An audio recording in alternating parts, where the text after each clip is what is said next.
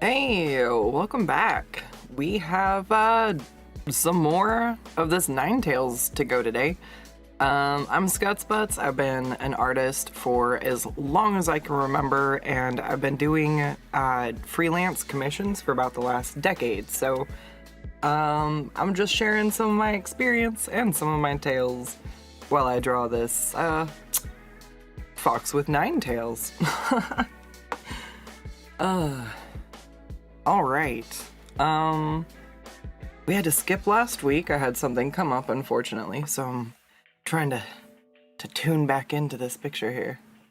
I believe I needed to work on her tails, and then I was gonna try to clean up and refine some of the other details. Ooh, the question remains, though, do I give her the rainbow tails like I was thinking? Or should I do something else? I don't know. I got a little bit to figure out, so I hope everybody's having a good week. It's good old Wednesday, the halfway point.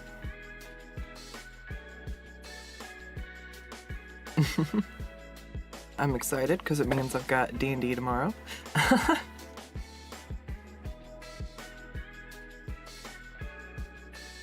Alright. Got my drawing glove on. I'm doing my best to keep it cool in here.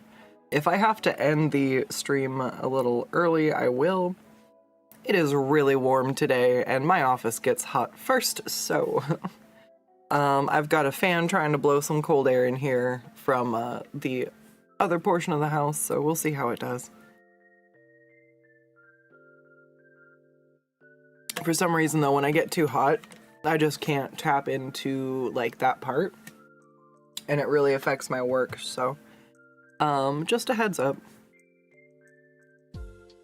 I would like to avoid doing that if possible, though. I would really love to finish Mollie today. Because my next project, actually, so, you know, we got little PNG tuber Skuttz in the corner here, all cute and whatnot, but I tried making a VTuber in the past, and basically, due to time constraints and the end of the free trial on the software, I had one go at it. I learned a lot. But when my VTuber blinks and looks down to the right, I believe, the little eye shines pop out of her eyes. And it's great. It's very great. Especially because, I touched the art mesh. And there's no way to actually fix it. I basically just have to start over again from scratch. So I'm like, hey, I'll do it on stream and kind of walk everybody through the process. From somebody who's still newer to VTubing, because I feel like I had to rewatch a lot of tutorials and stitch a lot of things together. Because when you've been doing stuff for a while, it just becomes secondhand. So I'm like, oh, I was over my head, but now I have a grasp on it. Hey, Shady Shays, how's it going? I feel like Rainbow Tail is more risky color-wise, but it's also a rainbow, which is always great. True. One of the reasons I was willing to risk trying to do a rainbow tail on her is because her general color palette right now, she's a neutral tone, and she has red and blue as her main accents, and then some gold earrings. So she's got the primary colors reflected more or less in a very otherwise non-busy color palette. So thankfully digital painting offers me some room to wiggle. So I might do it on a different layer and test it out before doing it for sure. And if I don't like the rainbow, it's probably the same method I will use to figure out what color I do want to do her tail tips. I might go with the orange, but I don't know. she came from a Vulpix. I'm trying to find something to reflect on her origin of being raised and evolved from a Vulpix. I lost my crap when we caught this Pokemon. Like, I remember watching Pokemon when I was a kid, and just the episode with Ninetails, and I was just like, adorable, just so freaking cute. I was like, I want one. And there's, I mean, a bajillion Pokemon that are like that for me. I think, well, not really. Some of the new ones are interesting, but the older designs that I was familiar with growing up are the ones that just kind of hit the nostalgia points for me. So they're hard to compete with, you know? But my starter in that game was actually a Dratini, which, spoiler alert, I did not get to evolve. But I guess Soul Silver kind of has two parts. So, in the first part, I found 2 revives because my items are all randomized. So I was like, okay, I get to bring back 2 Pokemon. And I beat the Elite Four, which is why I'm drawing one of my Pokemon team to celebrate. But there's still the second half of the game. So I'm like, oh, it feels kind of, maybe not as interesting if I go back to play the second half with the team that already won the Elite Four. Because on Twitch, I'm actually letting chat redeem points to name Pokemon either after them or like one of their characters or, you know, something that we think is cute, whatever. And so it's been great because it's a Nuzlocke, which means if the Pokemon faints, they go to the farm. And so it's like, it's intense. You get attached to your Pokemon. And so when I caught Mollie, the other rule about Nuzlocks is you get to catch 1 Pokemon per route. And if that Pokemon faints, you don't get a Pokemon on that route. You have burned it. So I was so excited when I had a Vulpix, like, you know? And then, you know, I looked the other way and a Pokemon used Bide, which means it got, like, super charged up, and I did not know what was coming for my poor Ninetails, or my Vulpix, oof. So, yeah.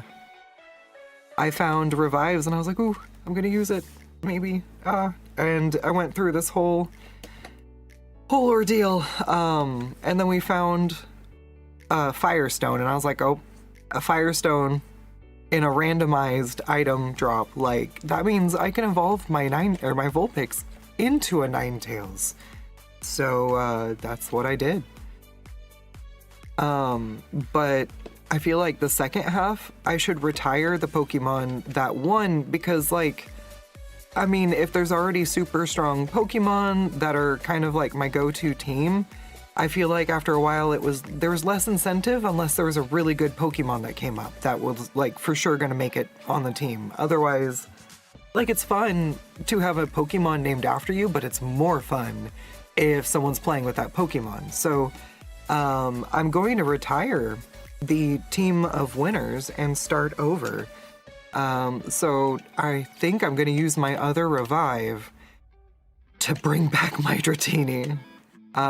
Something just, like, it felt so wrong to play the whole game, and I made it to the Elite Four without my starter Pokemon and a revive sitting in my pocket I'd been holding on to the whole game, wanting to, like, save it just in case. And that was the moment I knew I regretted not reviving my starter. So I'm gonna bring my Dratini back, my starter light, and probably see about trying to get some levels evolved on there. But I think everybody else is potentially going to be new, and I have no idea what I'm going to catch, since it's a randomized Nuzlocke, so I absolutely have no idea I came up to an area where it was supposed to be a legendary Pokemon, and I can't remember what I got instead, but it was silly. It was silly. The randomizer makes it pretty hilarious. Also terrifying, because I never know when I go up against a gym what Pokemon are going to be in the gym. You know, normally you can go, oh, this is an electric gym. I need the Pokemon that are strong against that type. Not in a randomizer. This is pure chaos. I don't learn anything the easy way. All right. Sorry if I ramble a little bit. Well, sorry, not sorry. I have to basically, like, look at what I'm like, I need my eyeballs to draw. So, like, I will look up at chat intermittently. So if I am rambling, I'm not ignoring you. I just have not peeled my eyeballs away from my art yet. How do I feel about the Icy Vulpix? Ooh. I don't know. What's that? Is it like the Alolan alt or like one of the other regional alts?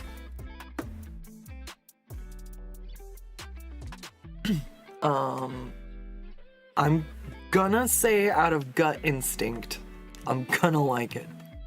Hey, New Blood. Alright, let's see. I'll save her hair for later. I'm having too much fun with that. I should do...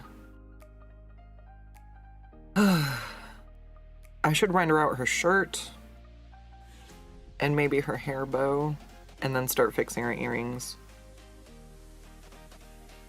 Her shoes are just blobs as well. I haven't done anything to those other than make them exist.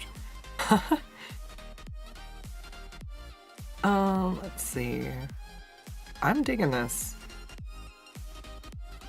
I was thinking about putting her on something, but we're just gonna go with like floating background because I'm just trying to demonstrate how I paint. At this point though, I'm kind of out of advice. At some point you just kind of zone in, and my reliance right now is on not zooming in too much and more or less paying attention to stuff over here. So I'm sitting here drawing over on this side, but in what I'm doing, I'm looking up over here to see how the highlights and the shadows actually translate. I spent too much time zoomed in, like working on stuff down over here. And I'd be like, okay, I'm working on her eyes and everything. Well, I could not be able to see anything I just did, or when I zoom back out, it could be in the wrong spot or like look bad. So, so even though I'm zoomed in all the way here, right, so I can get in this tight detailing, I'm still basically looking at where this red box is up over here. I'm not looking at where I'm drawing over here. I'm looking back and forth, but like when I'm laying in deeper tones or highlights, my vision is over here, because what I want to see is, does it make it better or worse? And sometimes it makes something worse. Sometimes you want something to be more subtle. But like for the creases around her eyes, I really want to bring this out. So I'm gonna zoom in just to be able to work these tight details. But basically every stroke I make, I then go verify. Because I've wasted so many times zoomed in like this, and I go out and I'm like, oh, that looks bad. Like you can see that's still a little bit too hard maybe, but now that I've kind of laid in where I want the darker shadows to be, I zoom out a little bit and I'll blend it in.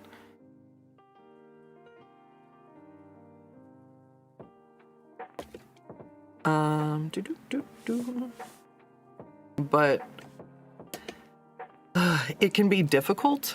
Another one would be like looking up at your monitor, but it depends on your drawing setup entirely.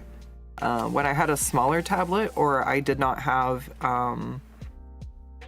like I didn't really have a lot of space on one screen before I got a 2-screen setup, etc. Like, so I know it's not necessarily as viable for everything, but zooming back out or not zooming in too tight when you don't have to is a huge time saver, and it'll keep you from getting frustrated having to go back in.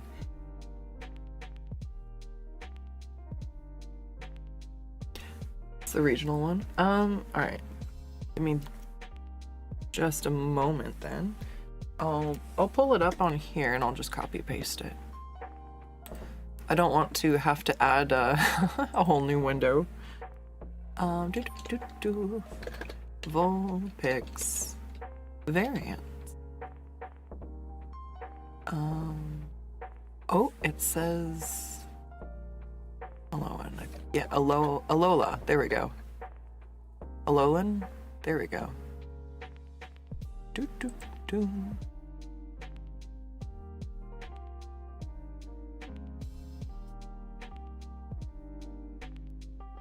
Oh, yeah, I remember this. Oh, yes, the fluffy snow. Yeah, I'll save.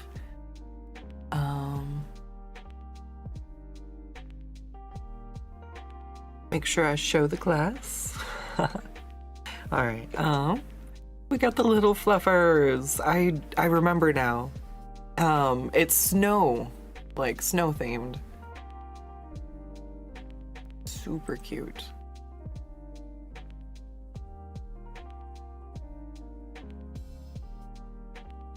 I don't think that there are any regional variants in the one I'm playing, though. That's sad. I know there's some really cool ones.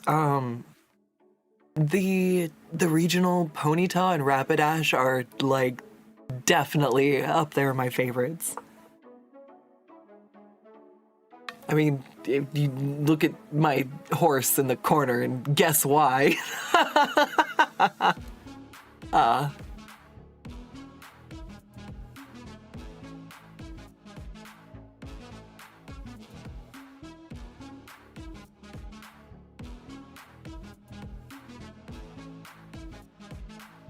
All right, so I'm liking this.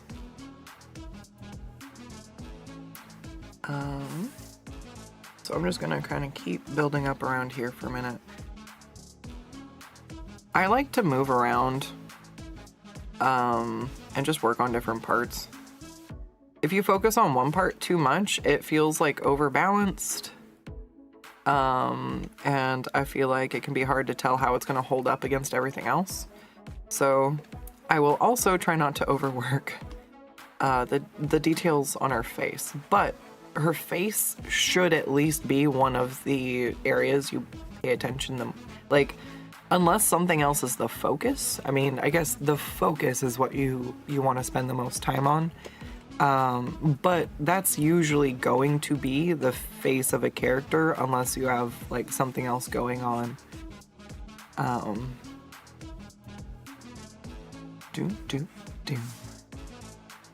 Alright, like this.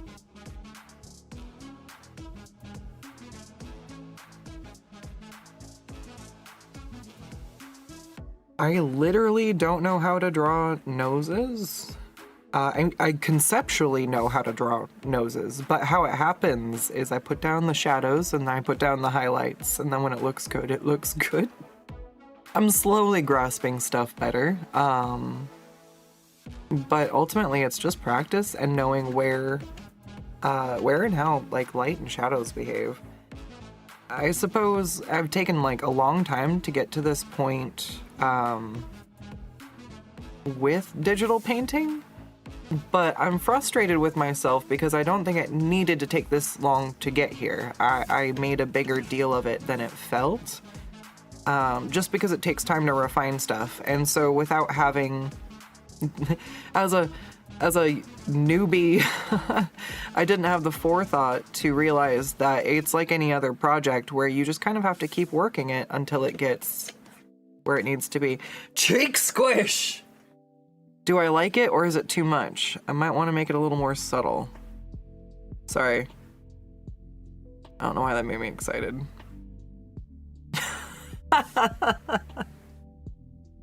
I love art. Not gonna apologize for that. This is why it's fun for me.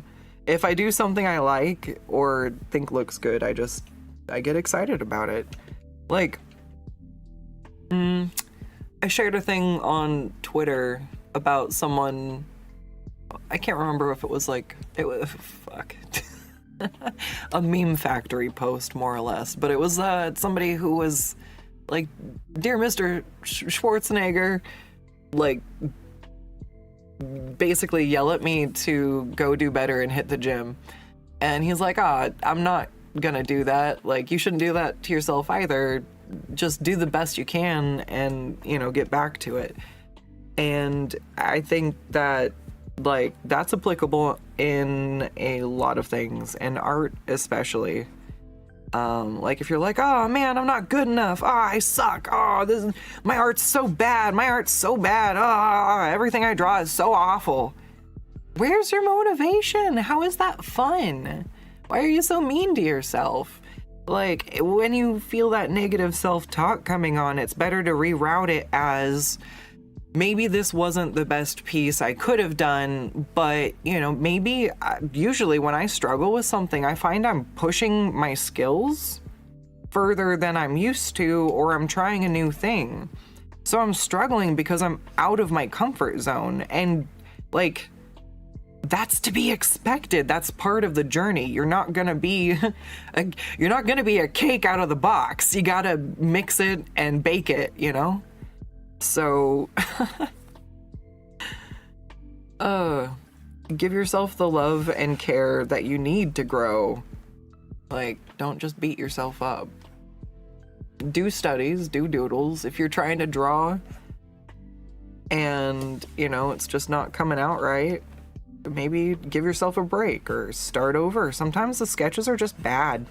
Like, it becomes like a cascade of things. Like, you're trying to get out an idea, and maybe everything is like, something about it is good, or the idea or the core, or maybe nothing about it is good, but like, it's like all these tiny micro mistakes stack up on the anatomy, and it's so hard to even see or tell, and you fix one thing but it still looks bad, and it's like, consider that a rough draft. Don't crumple it up and get frustrated. Set it to the side. Maybe grab like a pose reference, or take a picture of yourself in a similar pose and use it as a reference for yourself in what you're trying to accomplish, and start over. And usually the second or the third sketch will be a lot better. And you'll be so much less frustrated than just like beating yourself up that it doesn't look right, or like, it's so hard. Life's hard enough. You don't need to be hard on yourself. And like, guess what? If you draw something or you make something, or, and you're like, "Ooh, you know what? That wasn't my best work, but I'll do better next time, and I want to try this instead." And you're having more fun right there, just in your mindset around the activity. And that in itself is going to do a lot for you. Like, there's motivators, but they don't always have to be the stick. You can give yourself the carrot. It's okay. Or if you don't like carrots, put your favorite snack at the finish line, like, or your favorite activity, The other thing is, like, I draw so much that it's really hard for me to draw for myself. So I tend to do other things. So if I'm like, if I finish this drawing, I get to work on painting this part of my cosplay or something. And I have other activities that I have as a break, or something that's unrelated, so that I'm not just trying to do something that's, not overly fun anymore. It's not that it's not fun, because I love drawing and I'll never not love drawing, but somehow, like, when it's what I'm doing for work, it's it's just difficult to draw for myself. And it's a lot of things. It's not just like I've lost some sort of passion over drawing. I feel like it very much so falls into the trap of, if I'm not working and working on commissions, if I have a queue, then I shouldn't be working on stuff for myself. Which is not really a healthy mindset, but I can't help that still like messes with me. And I really struggle to draw personal art to like the same degree that I do for commissions. The fact that I'm doing Mollie like this right now is pretty unique, but even this I'm like tying into a YouTube stream, like, you know what I mean? So it's kind of my way of forcing myself to commit to finish something for myself, really. Otherwise, I just kind of avoid that whole like guilt cycle that comes on by, you know, trying to accomplish whatever work I have to try to accomplish. And then I just do other activities. So like when I'm done drawing for the night, I go and I'll paint my cosplay or like work on stuff in the living room or doodle in my sketchbook, because I do that, but I can't really like sit down and just polish something for myself. But that's because it took me a little while to figure out that it was okay for me to make stuff for myself, and I found a balance that works for me. So I just do other stuff. I'm a total craft goblin though, and like, so it's not really a problem. Like oh God, what haven't I done?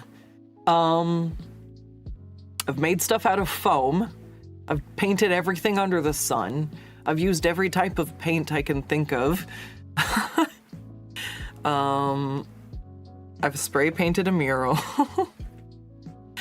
I've used a plasma cutter and a welder.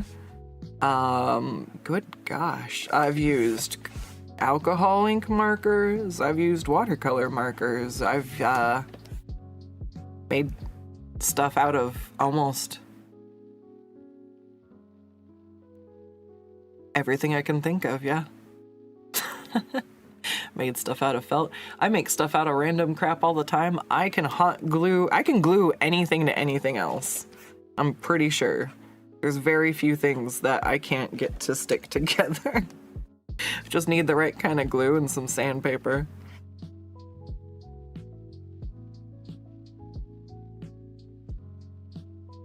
And I like to go out like with my friends to go to Ren fairs and conventions and stuff, so it's not like I'm not doing something I enjoy. I'm just doing something different artistically.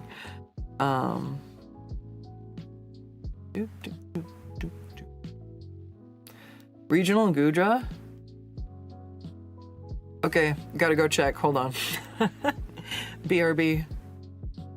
Gonna go check on the snail.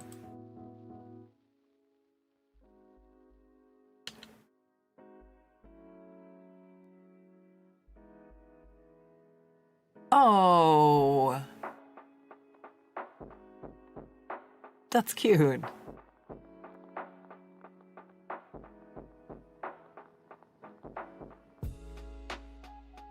Oh, that's an interesting way to do like a slug Pokemon. All right,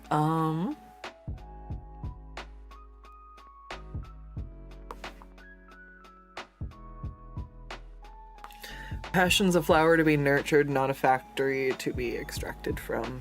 Yes. Very much so.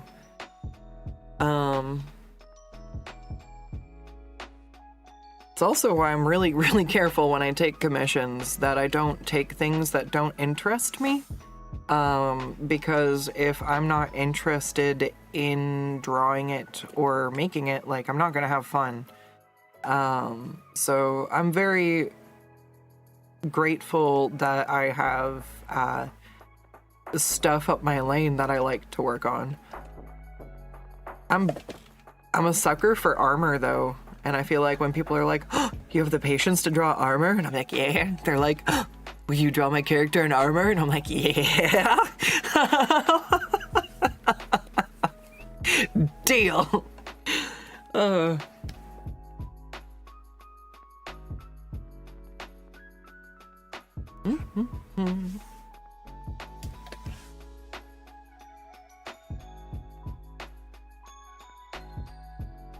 Alright, so I went back to the hair again. Stop. Work on something else. I don't want to work on the shoes. I think I'm putting them off. Alright.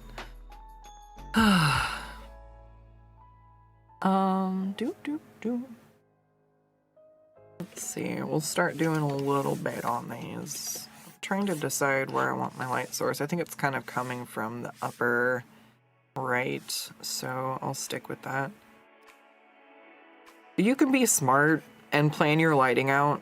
I would highly recommend it. I usually give myself a layer like that I'll toggle on and off, where I'll kind of like, okay, I've got a like light here, and it's coming from, seems kind of from the front and from the side over here, so it does mean the places I will find shadow and light will be, I should actually make this yellow. I don't know why I picked red.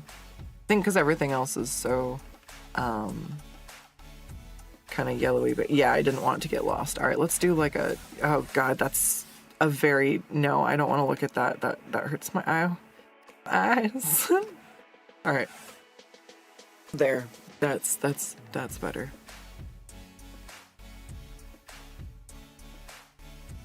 All right, so that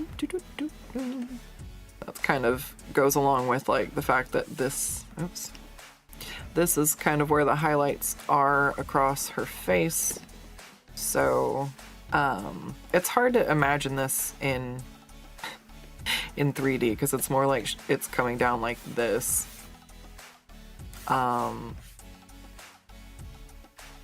It still looks like it's just coming in from the right. I don't know how to explain. This is where you do the practices to draw shapes and volumes, and that's where you start to learn from like trial and error what kind of face shapes you like, where you like doing highlights, learning from other things. Like, I was regretting thinking about it, but I'm like, what do I need to brush up on the most? And I'm like, probably human faces. And I'm like, no, I need to do studies on human faces. And the truth is, I don't want to, but it's been a while since I've really focused on something like that. So it would be beneficial for most parts of my art to go ahead and do something like that again, just to kind of retouch base with those. Because even if you think that you're really good at a thing, like hands or faces, if it's not what you're constantly working on, sometimes you can still kind of experience that skill erosion. Alright, so I'm using the purple to mark where I want the shadows to come in. This is just kind of like the deepest shadows. It's definitely going to be this back leg here. There are more accurate ways to work out stuff. I saw a really interesting tutorial I would like to try one time. Just drawing something from another perspective, from the angle of the light, and trying to see where the shadow would lay. That would be a really fun one to experiment with. Alright, and then I've kind of figured this foot's a little bit sideways, and this part should be in shadow.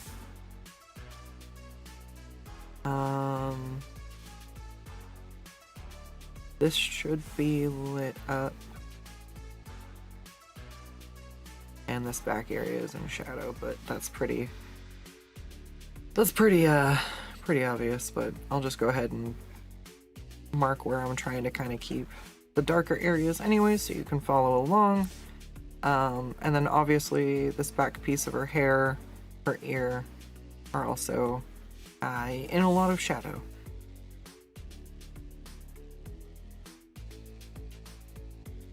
Alright, so does it work if I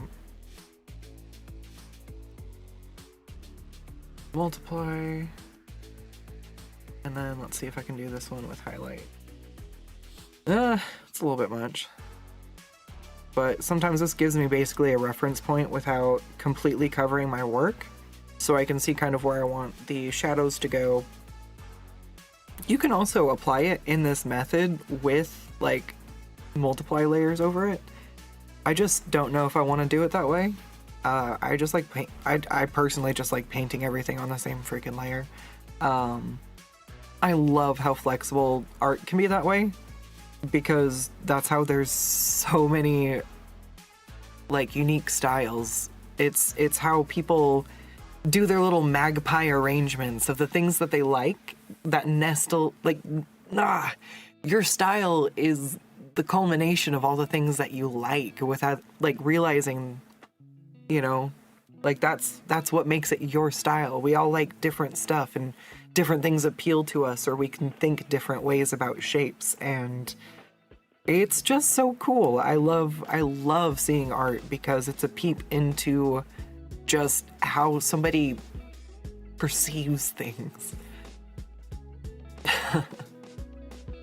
Draw gator gremlins.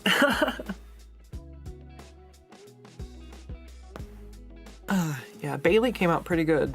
Actually, here, I was doing some digital paints. I'll open them up real quick just to show them.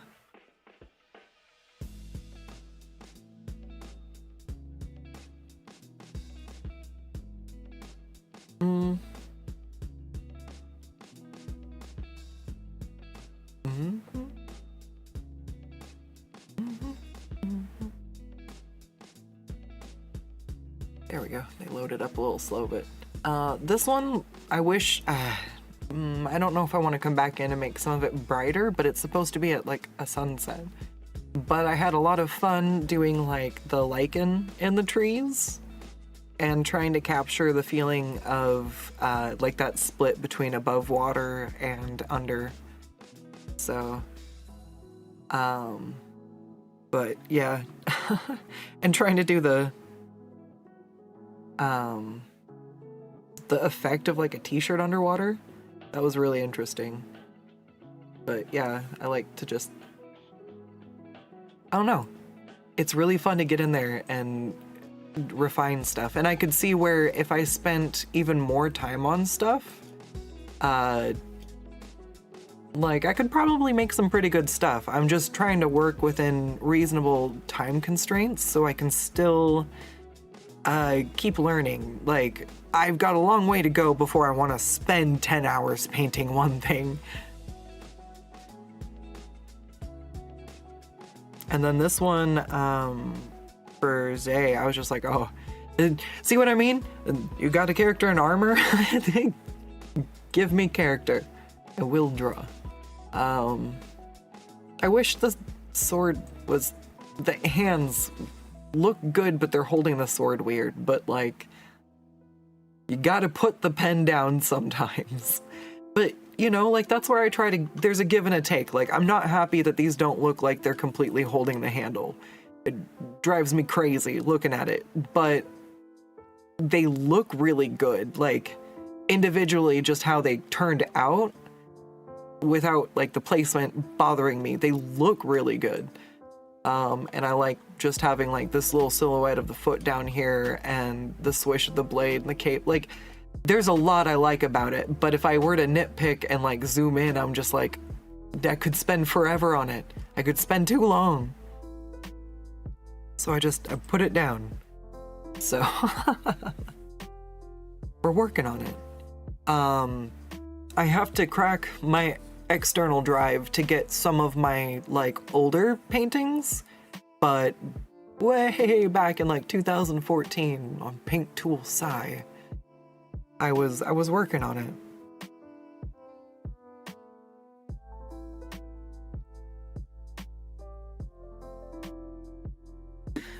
Let's see if I can get her clothes looking some sort of way.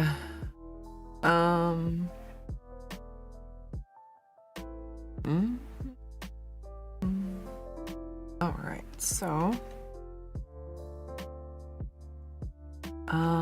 these are not fully, yeah.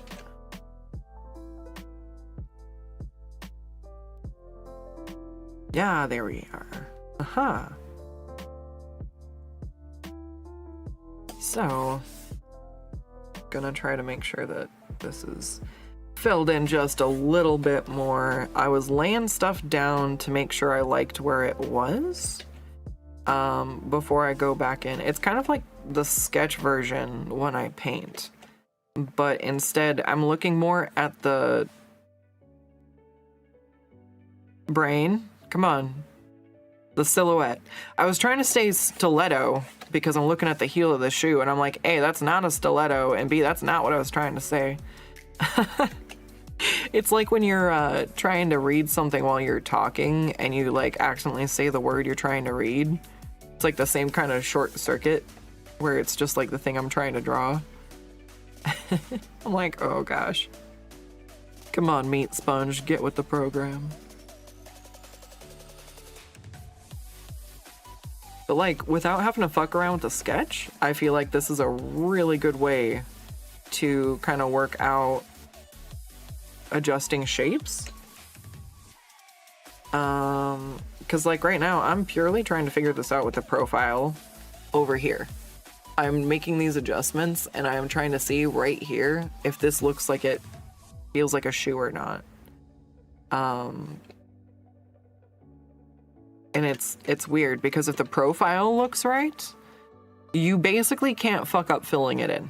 That's what I have found when it comes to a lot of stuff. If you have a really solid profile, that does so much for you that what you put in it almost doesn't matter. It's why our brains read silhouettes really well and like strong profiles for certain characters in cartoons or shows. Like if you were to block out all their details and you have the cast of the show next to each other, you can in good shows you can easily distinguish them in a way that, like,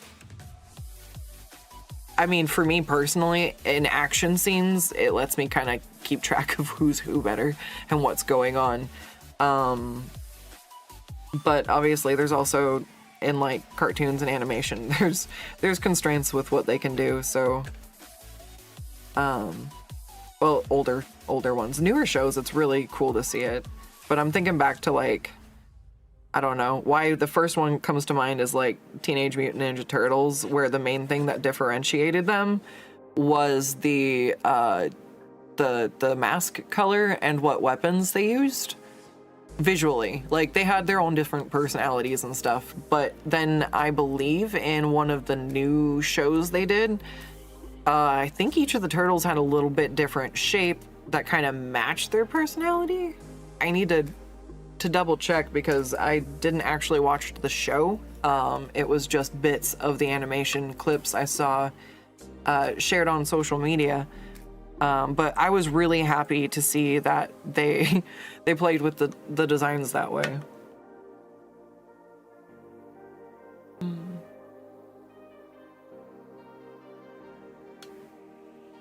All right, come on, focus. Do the shirt. I said I was gonna do the shirt. I'm working on the shoes. All right, let's do it collectively. We're working on all the red stuff. How about that? This whole layer. So I'll make everything. Oh no, I erased it. Bring it back. There we go. I was like, whoops. All right. So she's got a bow. And, here's, oh, I feel like this would be, yeah, we'd have some fluff. I don't know, it's weird. The less I think about stuff, the better it turns out, right? God. What's the best way? So maybe the shoes aren't the best example of it because shoes are very they're man-made. So they're kind of more difficult because they have to be the right shape or they won't read as what they're supposed to be. But like her clothing and stuff, the more I try to like polish stuff up, I always feel like the weirder it gets. And I feel like part of it's because like hair too, when you overwork stuff, it makes it feel stiff or synthetic. And when you're dealing with something like a character's hair, it's organic. So when you try to make all of the like all the hair perfectly, you know, lined up and everything's in place, unless the character is supposed to have like slicked back hair or like hair gel or something that would give their hair that level of like perfection. Most people's hair is messy as hell, and I get better effects from just scribbling and then following my scribbles and being like, all right, so there's a big one here and some, then if I try to like plan it out too much. And then you kind of get the feel for where to place bigger and smaller chunks, but I still don't overthink it or overwork it because the way hair falls is chaotic and random. So draw it how it is, and it goes a long way to making it look like what it is. It's weird. It's kind of the same thing with trees too. I feel like if I spend too much time trying to make like trees or natural stuff look perfect, it gets weird. And it looks wrong or uncanny. But if I just do the Bob Ross, like doot doot doot, happy little trees, and just kind of go through and leave it be, it's that it works. I'm doing stuff on the wrong layer.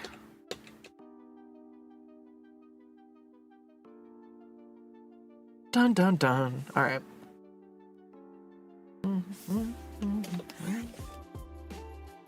Let's see. So, trying to figure out.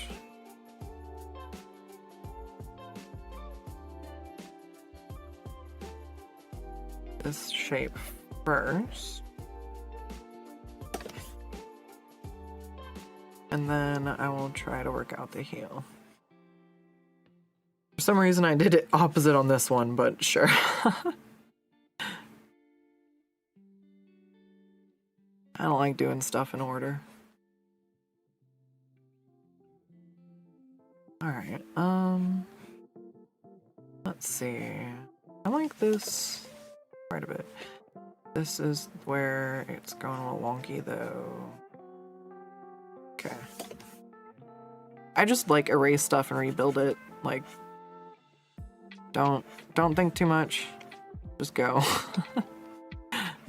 Honestly, like on the fucking topic of overworking stuff, sometimes if something just looks weird, I'll just blot it out and try again. Like same way as you just like start a new sketch. I'll do it with like hands or feet or faces. Like if it's just not looking right, just save it on a different layer and start over. You know, that way if you do mess up, you've got like your original go at it. Even if you're digital painting, like this is all on one layer. But if I really was like, man, I don't like the way this hand looks, but just in case I don't, you know, I don't like the new one anymore, I'm gonna go and Control V. So now I've got a copy of this hand. So I can go ahead and hide it and redraw this one. And if I, you know, don't like the way I drew that hand, then I can kind of put this one back over and merge it back on, and kind of work around it. If you're painting everything on the same layer, it's not perfect, obviously. Like I said, you're gonna have to do some blending to get it back on there. But basically it's better than not having what you did. So like, yeah, we'll just Like, if I redrew it like that, then I have my other one, I can just kind of work it back over. I don't do it too often, but I used to do it a lot more. I've gotten a lot more comfortable with just trusting when I'm not happy with something and reworking it, but there have been a few times where I did wish I had just saved it on the other layer. I'm like, ah. So it's never bad thing unless you're working in a drawing program that like limits the amount of layers you can work with at one time. Like mobile programs tend to have those kind of limitations on them. Let's see, what was it, like Sketchbook Pro? I don't know, there was one I used to use for a little bit, but basically there was like 3 layers you could work with, so I did a sketch layer, and then I had a line art layer, and I had to do line art on one layer, and then I merged it to like my final layer, so I could like, well, it was weird, and then I could go back through and I had to do all my shading on that one layer. But you know, like, you can make anything work. If you want to make art, you can make art with 2 sticks in the dirt. Like, you can make it. I can make art out of a stick. Like, I don't know. You give me an object and leave me bored long enough and you will come back and it will be transformed, as long as it's not something that belonged to somebody that I was not allowed to ruin.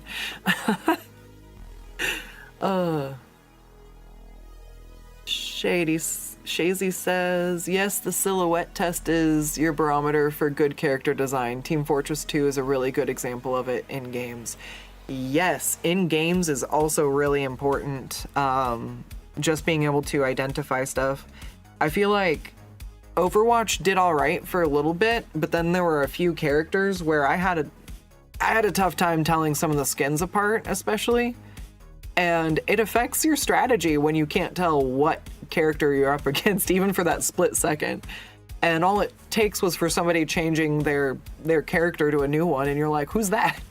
Like, oh, okay. And it's like, all right, that's fine. I can get used to it. But like, there were definitely times where, like Zarya, no matter what skin you put her in, her walk, her movements were very specific and very clearly Zarya. So even when she had a weird skin or a new skin I didn't recognize, I could still tell by movement that it was Zarya.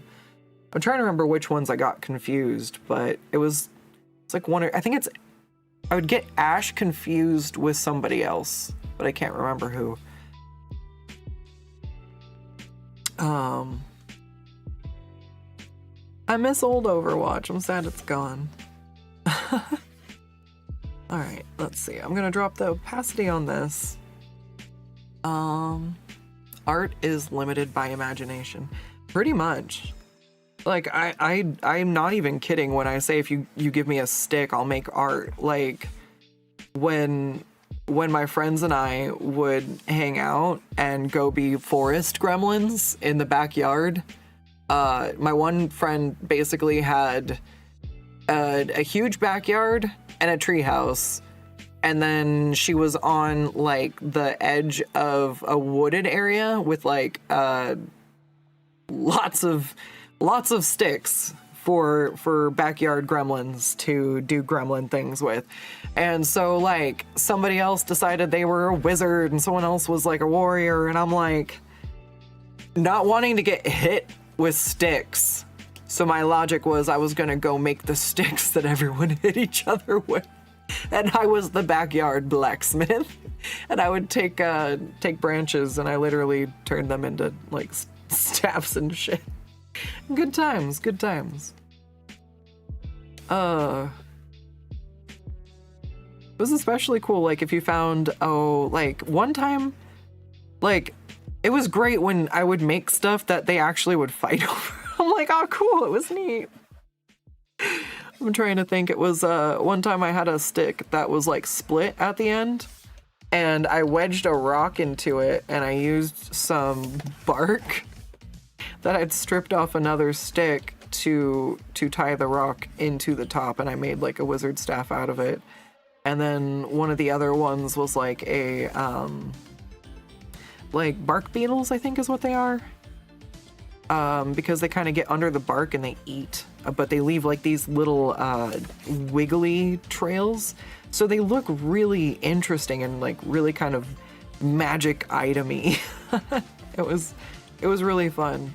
But that's kind of where I would find interesting stuff and I would try to do fun things with it. And I think like that's one of the neatest things that like I think like you can draw stuff, you can create things, but like when somebody sees something and they find a whole potential in it and they kind of like bring that out in their own way, it's so cool. It's why I want to try to help people learn to draw or draw better or think of drawing differently or just to like not be so mean to yourself while you're trying to learn. 'Cause like it's not easy. Drawing doesn't get easier. I've been drawing for 30 years and it doesn't get any easier. If I stop drawing for a week, I lose ground. If I stop drawing for 2 weeks, I have to learn how to draw hands all over again, it feels like. So it's very important to me that even when I'm sick and I have to miss like being able to stream or work on commissions, that I prioritize doodling or even sitting down for like 10 minutes just to draw, to stay in touch with that part, because it's so easy to lose. So like when people don't draw for like 3 weeks and they sit down and they're like, I'm gonna draw like I did 3 weeks ago, and then they don't, it's some kind of mystery that, you know, they're frustrated and it's not coming out as good and I don't understand why. And it's like, you just gotta take a deep breath and it's okay. Like if you're not dedicating a ton of time to it or making sure that you're keeping the rust off, there's gonna be periods of frustration. But if you beat yourself up and go, oh, I can't draw, you're not gonna have fun drawing and you're not gonna wanna keep drawing. But if you're like, yeah, this is all right, I bet the next one will be better once I shake this rust off. Like, you'll see way, way more out of yourself in a much, much happier state. There's no reason to be the pained artist who just like creates because suffering. Like, don't get me wrong, art is a coping skill. Like, I've gotten through some really rough times in my life using art as a way to express things. And it's great for that. But spoiler alert, you can make art because you're happy. You can make art because it makes you happy too. Like, it doesn't have to be this big ordeal that if it's not perfect, it's not good. Like, anything that you make was not there before until you made it, no matter how good or how bad. And that shit is cool. So, you know, I'm just gonna keep shouting that on repeat until everybody gets it. That's my job on this earth, and I ain't quitting. Good logic, yeah.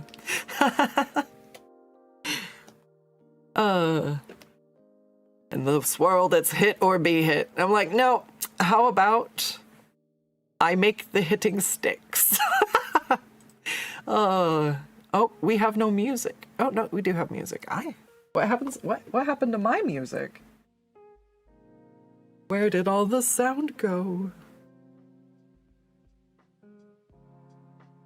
There. Here we go.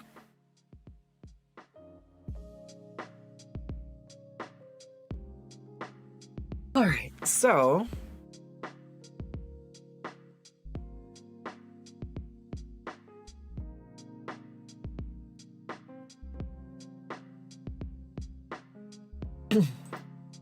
all right, so let's see. Working on probably some of the main spots here first. Just see if I can bring them all together. So I don't think I want this to really be brighter than her eyes. I feel like those should stay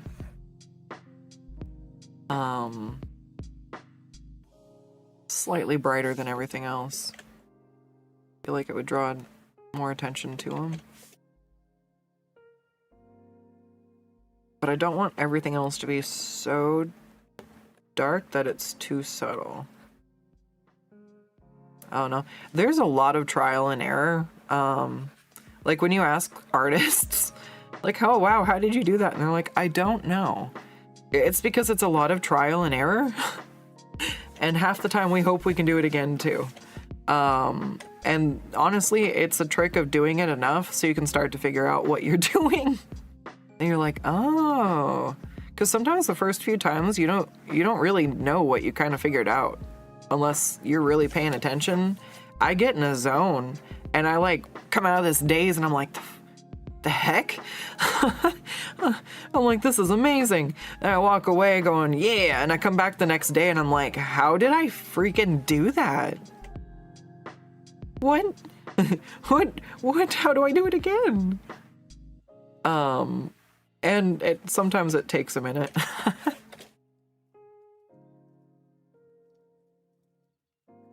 But if I do stuff in like a pretty short, like, time frame from itself, I can kind of start to piece together what bits are working and like what things I liked. Sometimes it's using a different brush. Like, I just got to a point where I felt really stagnant. And one of the things I did when I rolled my ankle and I couldn't do anything else and like was really limited with how long I could sit at my computer, I would just miss drawing so much. I would go sit down for a minute at my computer and I would basically just doodle and adjust my tool settings, and I played with my brushes. Because I only really had like maybe 20, 30 minutes. I had to go put my foot back up. I think looking back, it makes sense that it was the swelling because I tore 2 ligaments and sprained 2 ligaments in 4 different directions. So I basically had no ankle stability. And it was, yeah, it was pretty rough to walk around anywhere. So it was like I would get bored and I would sit at my computer for a minute. And then when I could no longer sit or I had to use the restroom, that was it. I'd have to go put my foot back up and that was all I could do. So it didn't really make sense to like start on full projects when I couldn't really finish anything. So I just kind of just poked at stuff. But I found that I like had a lot of time to think. And one of the things I reflected on was just how I felt like I wasn't really playing around with my brushes. I had gotten a new tablet and was still like not fully acquainted with it yet. So I was like, okay, it's time to just get comfy. And like, if you do work digitally specifically, making sure you are calibrated can be a huge, huge thing. Because I never realized how different the pressure settings felt with this pen and everything. So I just fiddled until I had something that was much more comfortable. And then when I came back, when I was able to sit and work again, it let me start back up with something that was already kind of fine-tuned a bit better. And it's actually where this watercolor brush came from, as well as my line art brushes. And then there was another moment where, like, so depending on what you're shading, the brush texture really can matter. Like, if you noticed, I've got much more of this, hair or fur texture kind of going in our hair, and everything else I've kind of shaded with a thick paint. What is it? It's just called Thick Paint 13. But it's like an oil paint brush basically, and the whole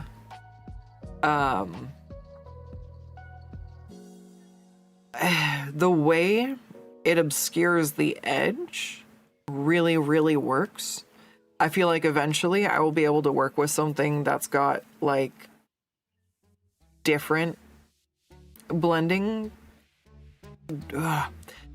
It's hard to explain. You can make stuff smoother or grainier. Like there's so many brushes you can make yourself or go download from the asset store. But like if you feel frustrated, sometimes you just need to like mess around and try something new. So I was really happy I spent that time because I've been really loving these brushes when I came back. All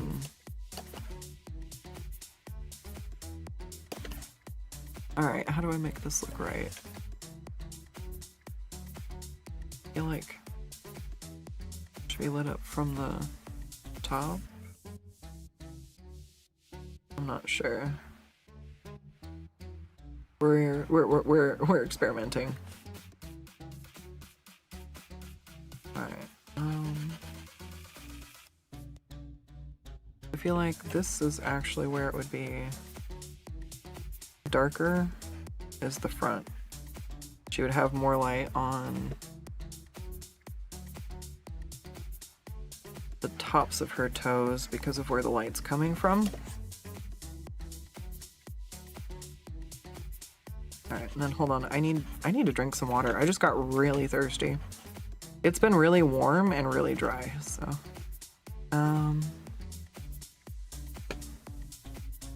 just gonna finish what I'm doing real quick, and then I'm gonna mute it for a second so you don't have to listen to me just guzzle some water real quick. Also, talking to streams definitely is one to dry the mouth out, so. Oh, I didn't make any tea. It's too hot for tea. It's like, it's 80 degrees out. I don't want tea. Dang. All right, let's see. Also, another thing I kind of like to do is give things a bit of an outline and then come back through. If you look at a lot of stuff, most shapes, unless there's a light, like specifically, unless there was a light coming from this direction, which would cause a hard highlight on this edge, kind of like I'm doing over here, I guess. That's where my light's coming from. But if I were to do it over here, I would do it that way. But since it's not, most things kind of have a natural gradient to them, especially if they're rounded. So I kind of fill in the outer edges and then come in and paint just next to it, and it kind of gives me that little bit of a gradient on the edge. I don't really want it to be a line though, so I'm going to keep drawing till it smudges out, and then I'm going to come back in close as I want and just kind of soften that up and see if I like it. I might not. I also feel like shoes need some shadow. At least there. Maybe here.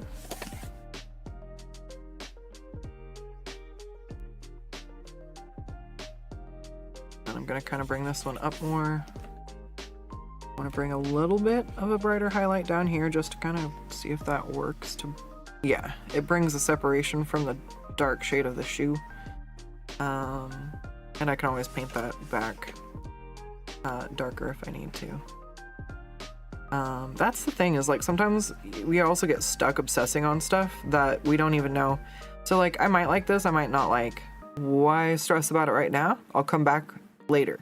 If this line right here is as bad as I'm like trying to figure out if it is, I'll still see it and it will still stick out to me later, and I can circle back around to fix it. If it's not a problem and it's just me nitpicking at it, I'll get distracted and move on, and I will not even remember. So like if you find yourself hung up on stuff a lot, or like getting stuck trying to make stuff perfect, or not really sure whether or not it looks good, or if it's just you, just leave it alone. Go work on other parts, and if it still looks bad later, then go ahead and try again. But sometimes stuff looks fine. We just need to leave it alone. That's kind of my test for it. If it's bad, if it's that bad, you will still see it later. And trust me. Trust me. Like every time you go to make some change on your page, or like you open the file again, it like you'll make eye contact with that mistake and be like, I need to get rid of that. But for all the times that I'm like, ooh, yeah, no, I really need to fix that, there's at least 10 or 15 times where I walk away from whatever I was like agonizing over and I completely fucking forget about it, and I don't even see it later. It doesn't even matter, or it didn't even look that bad. I was just too worried about it. All right, so now these are making good pause here. I feel like this is good pause. I did not think they were gonna come out this good. What the fuck? Yeah. I don't even know what I'm doing. Like, I've just been doing this so long at this point that it's getting lost in the shapes and the shadows. And I feel like I'm shedding my sketches and just moving into some sort of stage of like drawing directly on the freaking canvas. Because it's weird. I can see, I think the best way to explain it is actually on, the one I did for Zay.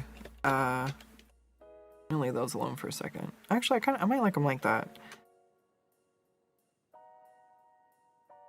Well, recent. What was this one?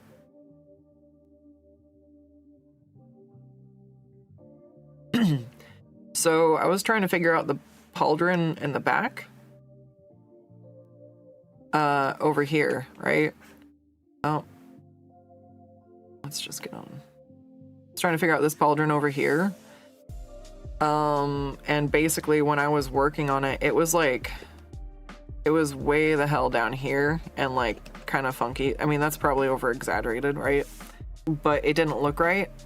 And so I just kept trying to like build out the shape like this. And I was like, okay, no, that's not quite it. And so I was like, okay, I'll bring this up a little bit more. Okay, all right, I'll do it like that. And then I was able to kind of see where it looked good to have it. I'm like, oh, okay, all right, hold on, let me bring this up a little bit more. And without having to mess with a sketch, without having to change line art, I was able to basically mold this into a shape. And like the amount of rework that saves my hand is incredible, because I've got damage in my wrist and I need to reduce wrist strain as much as I can. So something like this where I was able to just kind of shape it instead of having to draw it again and again and again until I figured out the shape. Like even now I'm like, okay, well, I can bring this up maybe a little bit higher. I don't know. But it's easy enough to change it and check it. And like, it's so freeing to not be constrained by a sketch. Do not save. All right.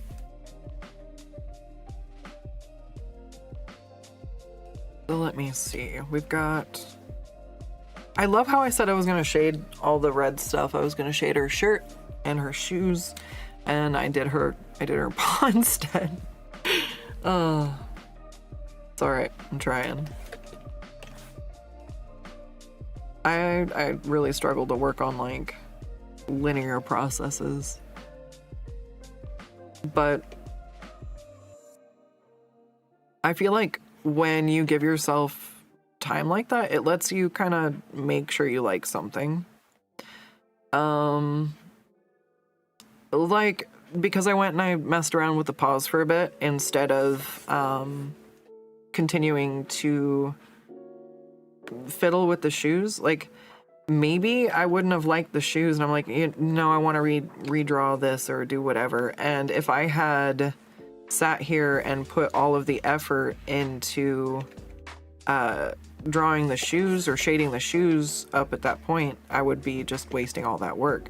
So I let it sit for a minute, I work on something else, and when I'm pretty sure that I like the way it looks, I come back around to it and I work on it some more.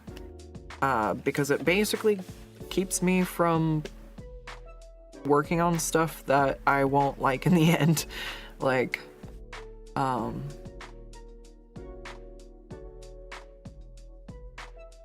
can't waste the hand strength, you know? All right. So let's see if I can try.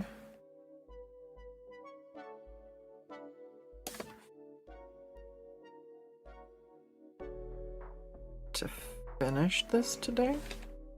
I would really like to.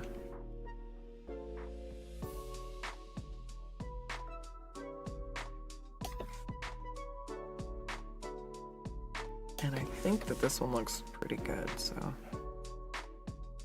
I think I over detailed some of her shoe though. Don't know how I feel about some of this, but I'll just blend it a bit. And then I know I want maybe this part of her shoe to have like a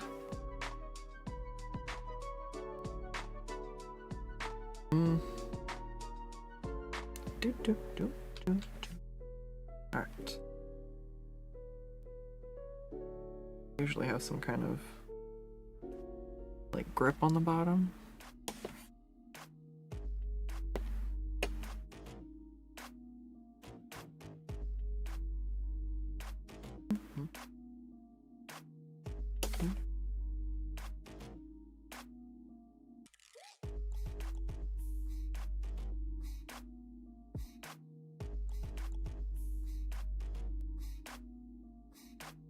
So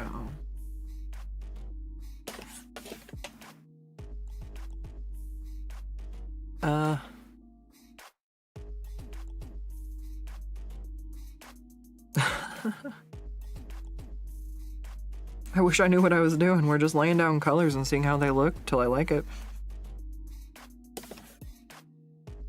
Not sure what's going on with the shape of that shoe there, so I'll leave that alone for a moment and come back later. So that one's looking pretty good. And that's the inside of her foot, so that's usually not where the buckles go on the shoes. The shoes usually have buckles on the outside, so that's what I'll go for next. Alright, see, I feel like I'm gambling right now. I just went and zoomed way the heck in, and I don't actually know if what I'm doing is gonna look good when I zoom back out. But I want to be able to be kind of precise, so. Oops. Now I will zoom out and check. It's not too bad.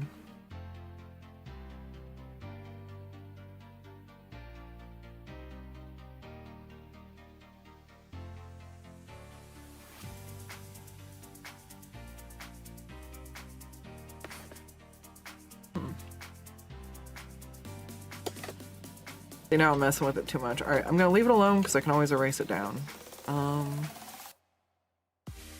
Go back to trying to work on her shirt for a moment.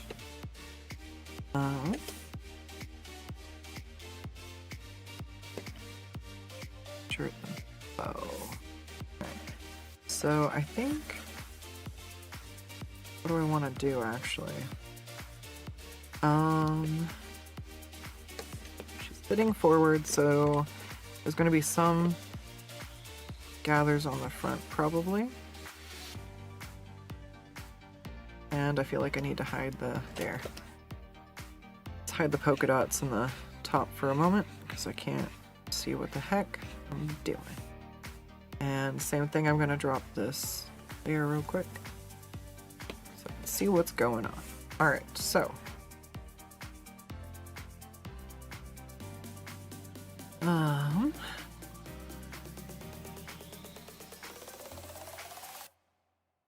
Alright, I am living off of this small drawing over in the corner. This is exactly how I am getting by. I'm just gonna start trying to build up the volume here. And I've got the clothes on separate layers so that if I mess up something, it's fairly easy for me to correct it or try again. So if you're trying to do like complicated clothes or you're not maybe very good at clothes, you can do sort of a dull base that you can work over.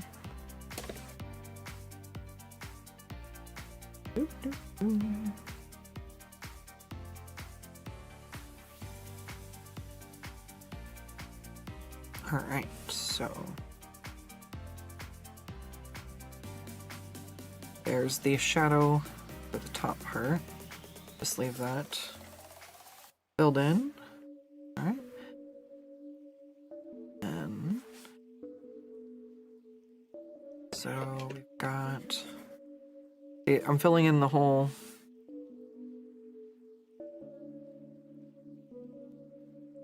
area to try to redo this. Okay, so she would have probably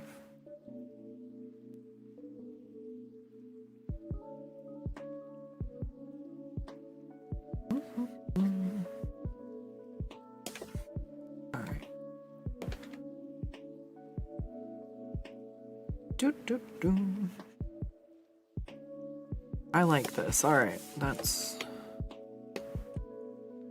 I don't think I really want to make it a corset though. This is gonna be pretty good.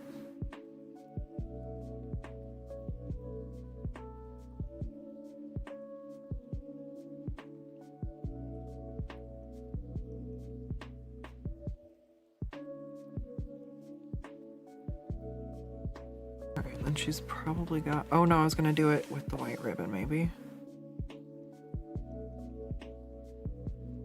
I don't know, we'll see. We'll see.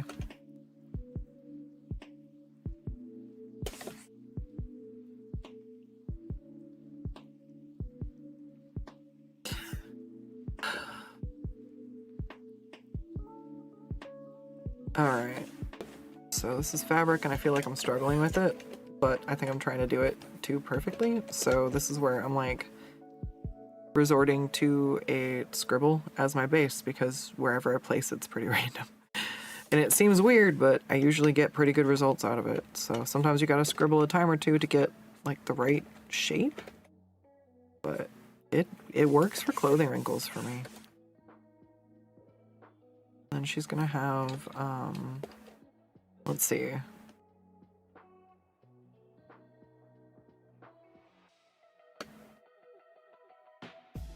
Bring the top back on, bring it up all the way. I'll try to fill this in.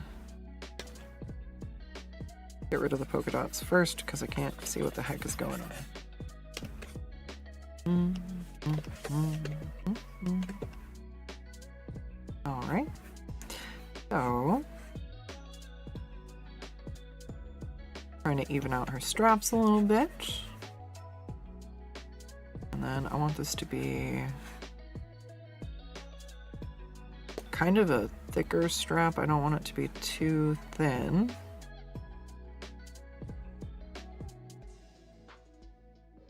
Just want to make sure that it frames her in evenly.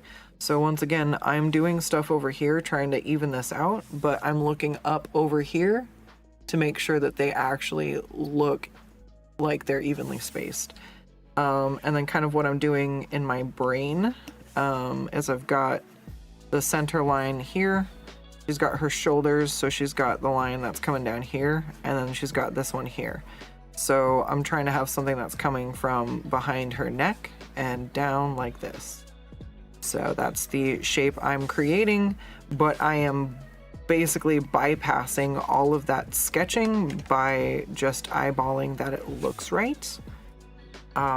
which once again is partially due to the fact that I've been doing this for a long time. So if you keep at this kind of thing, you can start to see the shortcuts, but it's also not impossible for someone who's not overly experienced with art to do something like this, because you still know what stuff looks like. You can still tell if a silhouette doesn't look right. Like like we can all recognize that. The part is maybe trying to understand what to do to the shape to make it look right, but that takes time and patience. If you can identify that it doesn't look right, it means you have a good eye. It doesn't mean that you're a bad artist. If you can see the flaws in your art, it means you have a way to improve. Someone who's not going to get better at art is someone who thinks that no matter what they do, it's perfect. Or somebody who thinks no matter what they do, it's bad. So, like, just take a deep breath. If you think you suck, you'll never get any better because you won't give yourself any encouragement to grow. And if you think that you're awesome and have no reason to get better, you won't really improve because you won't really think you need to. You might get better just by like the act of drawing, but you know, if your anatomy is bad and nobody can, you know, help you work on it because you want to hide behind it being style, then that's how it's going to be. And I'm saying this as somebody who's seen things that are maybe not style based. Like, it's why it's good to learn anatomy and then learn to break it. Because when you have a solid base, it makes what you break look that much more appealing. There's some styles that work where, you know, but like if somebody's trying to go for, I mean, drawing a human and the legs are the wrong size, absolutely, or things aren't balanced. Like it's, I mean, you know what I'm talking about. And sometimes people just aren't open to critique at the time. But if you're never open to critique, I think that will absolutely stunt your growth. Like there's a balance between not just, you know, taking what everybody says, you know, someone's like, oh, your art's bad. And you're like, oh, my art's bad. Like, okay, maybe, you know, take stuff with a grain of salt, but like,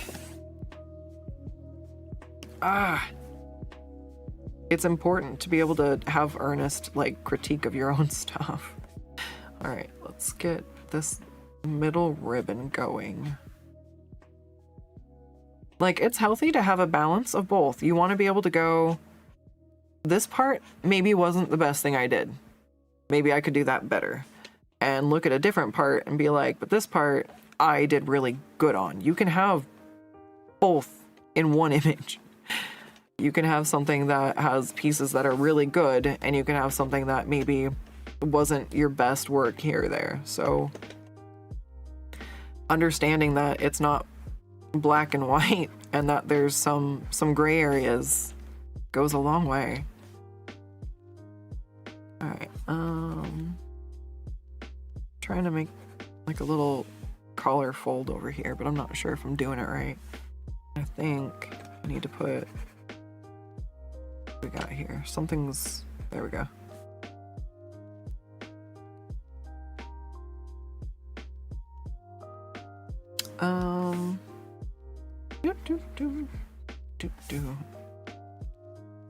All right.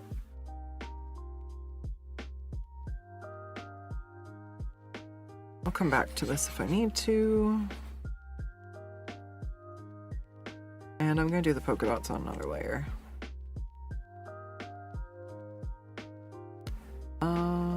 There's probably better ways to do this, but I want to do them by hand.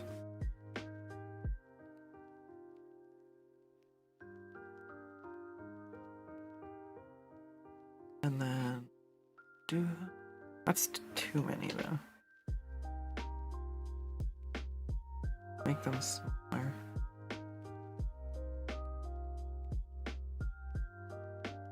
I don't want it to be too busy of a pattern. I'm trying to find the right the right balance of like spacing and size for the polka dots. But I always find stuff like this really fun just because like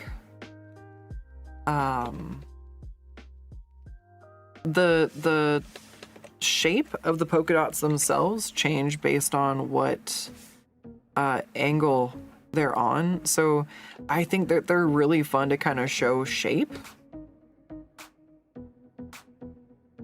Alright. It's another reason I really like fishnets, kind of the same way. Because the diamond pattern will like bend and wrap around like arms or legs. So you have kind of an additional thing that just kind of shows the 3-dimension of it. But it's also tricky because if you do it wrong, it doesn't always look great. Well, let's see if I can do it.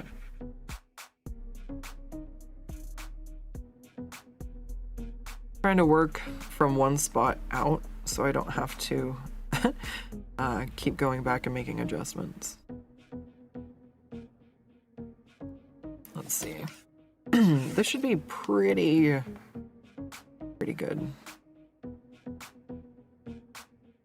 Alright.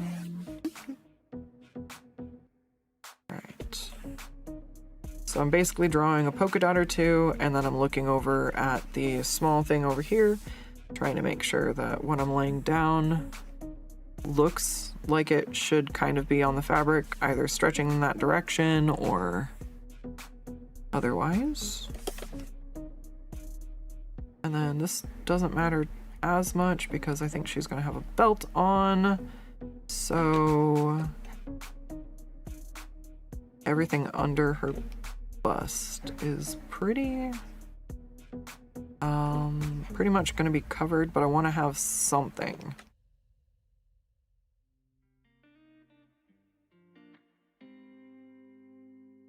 All right, so make these smaller.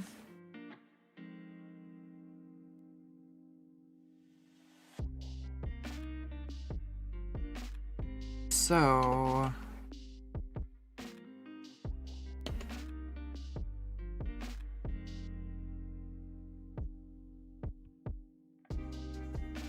wait, I'm still really thirsty. I don't think I ever actually stopped to drink some water. I think I was just talking. Uh-oh.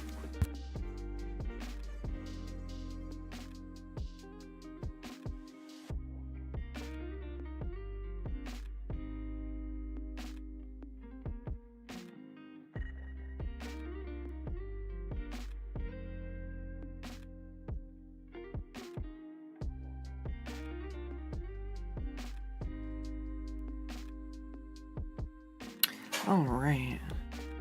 Reminds you of when you were teaching some people how to edit audio. You can shoot for perfect, but you'll be disappointed if you try because perfect from person to person is different. Yep. The biggest one you had to teach was how to look at other people's work and learn from it, but to not compare your work to theirs. Had a few people upset at you because of that. It's honestly the best way to learn. Like, if somebody is good at it, they're obviously doing something in a way that is, you know, well done.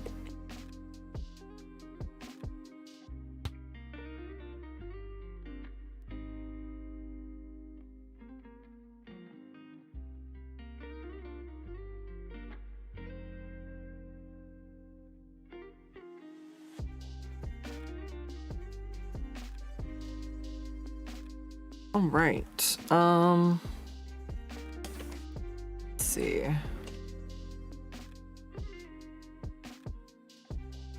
See if I can do this. I don't think we'd see our other toe.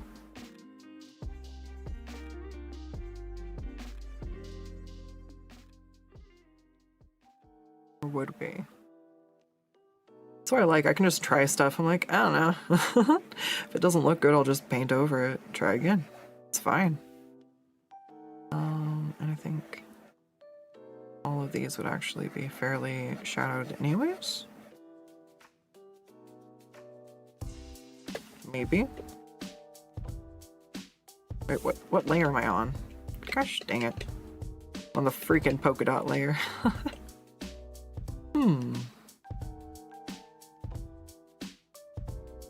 Do.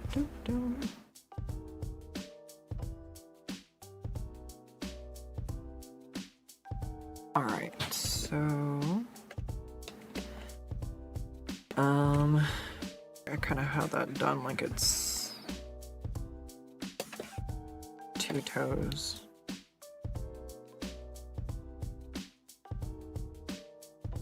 Uh-oh, I don't know what I want to do here.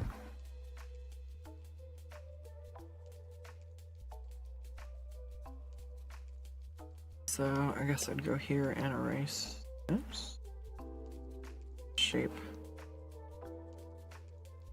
Going for, uh-oh.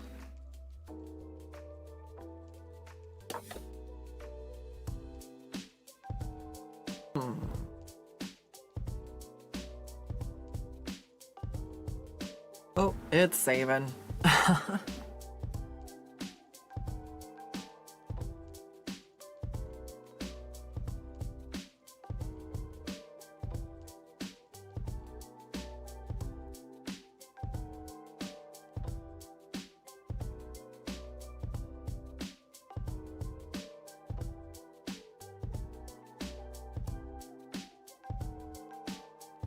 Okay, we've been live for an hour 45. I need a brief stretch and bio break. And then I'll go for the last little bit we got going here.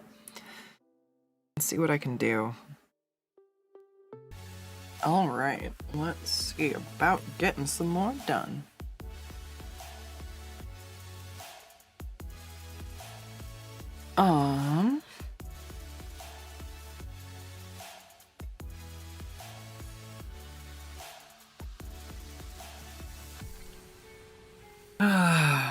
Let's see. So we've got the polka dots going on. Alright. So I've kind of got them placed. So I'm gonna go ahead and put them in a... There we go. Lock the layer. Find something here. Nice. Okay.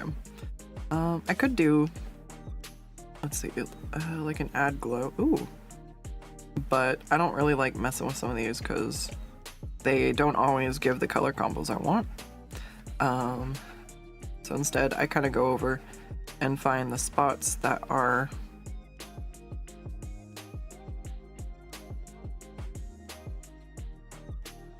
in the shadow and I just kind of do them myself. It's completely just how you prefer to do stuff. There's probably more efficient ways. I just feel like when I do it this way, I have a lot more control over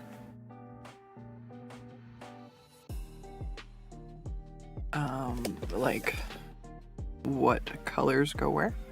Like sometimes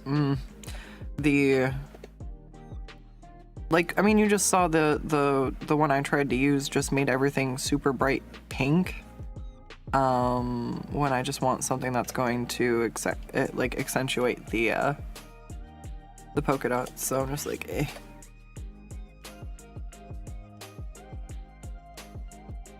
I just prefer to use a kind of more painterly style.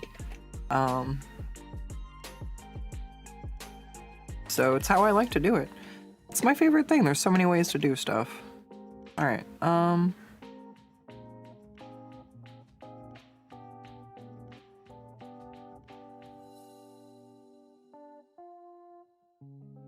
trying to figure out how much longer I think I can actually go for. I would like to finish Mollie, but unfortunately I gave myself a migraine last week trying to work too hard. So I'm trying to take it easy this week, and I don't want to run myself straight back into the wall. So my shoulder keeps aching. I'm gonna go ahead and just take a break.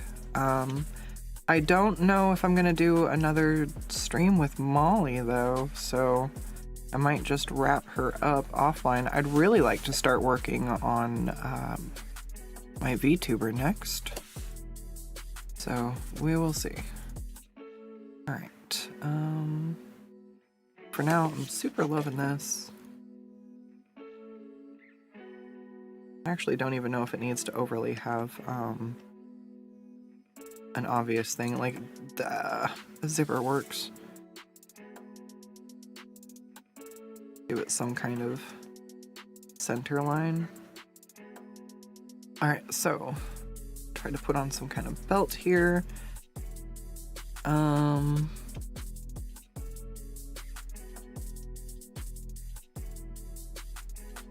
see about doing.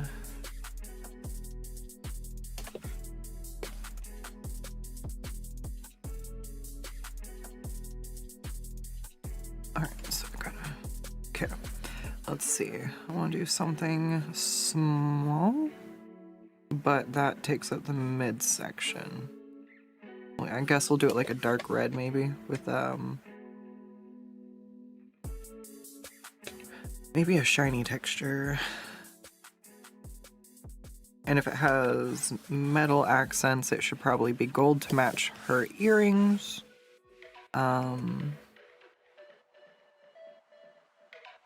Oh, the pants. Ah, the pants are on top. There we go. Gotta erase out. There. Perfect. All right. So I'm gonna fill this in underneath. And then,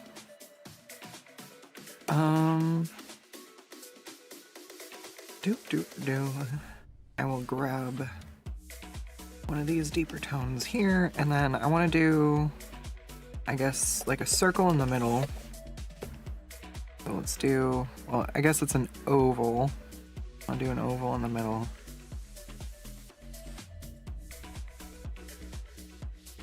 Yeah, well, this works.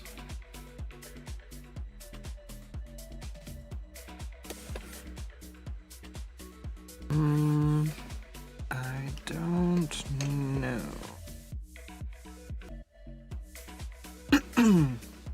I don't really want it to blend in too much, so we'll see. Alright,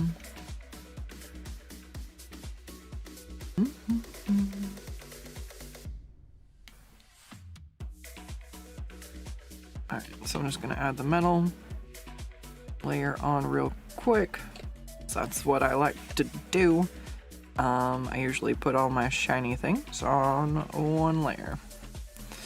So, shoe buckles, belt buckles, earrings, jewelry. I don't usually name my layers because I know that the top layer is almost always metal. But look at that. It's not metal. It's her eyebrows. It's the one underneath. Oh, because her earrings are on, what? Well, that's just messed up. I don't know why her earrings are on the same layer as her pants. All right, so we're getting there. All right, I see it. So let's try to do the red and see if I can do this like that way. I might have to reshade this entirely. I don't know if this is gonna work because it might just be too much red. It might just be too much red.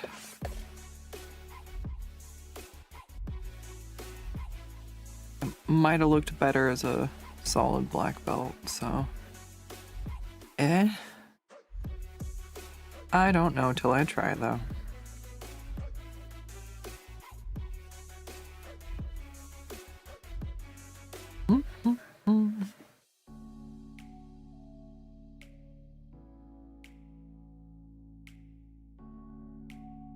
Oh, I don't hate it.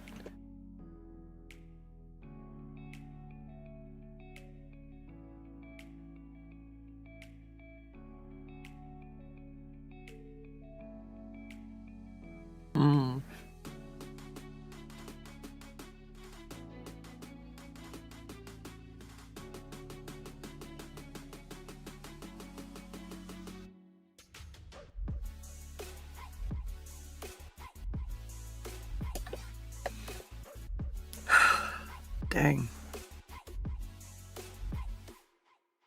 I like it. All right. Trying to make this edge pop. The light's coming from there.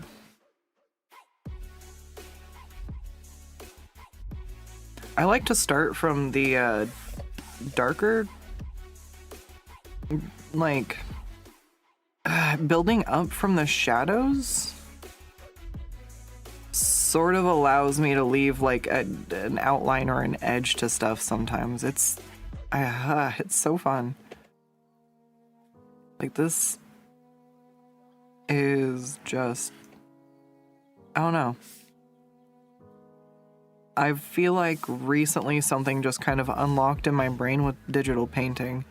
I've been trying to do it for a few years and just haven't really been able to like work all of it out. And I think I just needed to spend more time on stuff. Like, that's basically it. It just needs time to be shaped out and like worked on. But I kind of got stuck in a cycle where I didn't want to take any painting commissions because I didn't feel like I had experience to deliver a good enough product. It would make me nervous, and I didn't want that kind of stress. I wanted to be able to deliver things I knew I could deliver. But then it also kind of ended up stunting my style. So while commissions were fun, it felt like because somebody ordered something, they would expect to get that thing, right? If you go through a drive-through at a restaurant, you order, like, if you order a taco and you get a burger, you're gonna take your food back and be like, excuse me, I ordered a taco. So it's kind of like that. And thankfully I have a few people who really enjoy my art style to the point that you just want me to take your character and do something with them. And yes, Happy Gremlin will do so. Let's see, duplicate.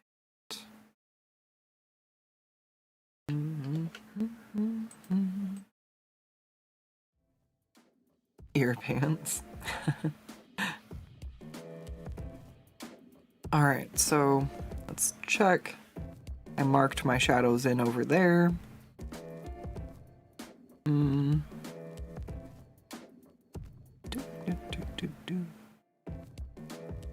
Alright, so let's see. Gonna go ahead and just come in. Oh, let's lock the pants so we're not drawing over stuff. I actually feel like the belt should go over the pants. That fixes so much. There you go. Layer orders. So fun. Alright, so let's see. She's got... I feel like that's too... Hold on. Let's go... There. That should be better. Yes. Alright. So... I want to desaturate that just a bit more.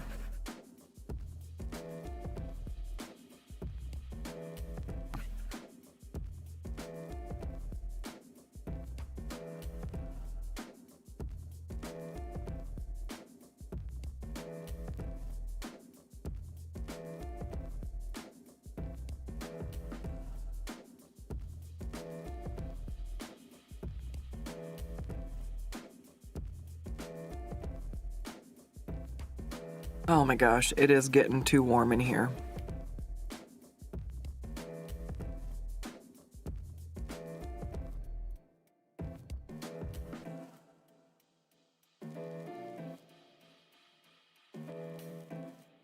Okay, see how long I can go, because my tablet is putting off heat, and it is warm to touch. We have some high-waisted jeans, Molly. High-waisted.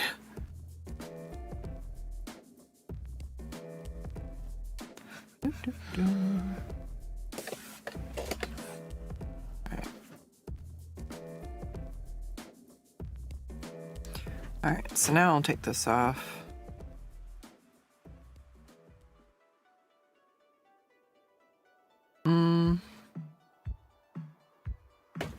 But is the booty big enough?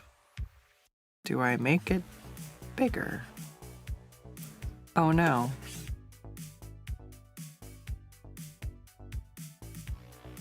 What happens when both the angel and the devils on your shoulders are telling you to do the same thing?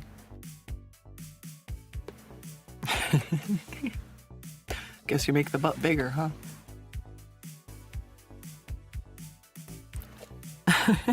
Do these jeans make my butt look big? No, I did.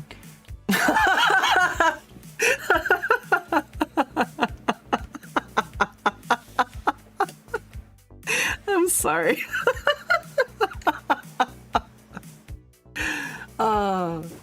I'm gonna go sit in the corner.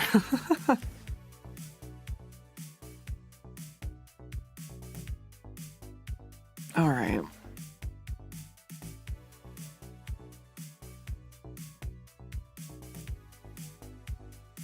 Yeah, the booty has to support the tail, you know? 9 tails is very many tails. That's so heavy. Especially according to cosplayers who've made... Is it...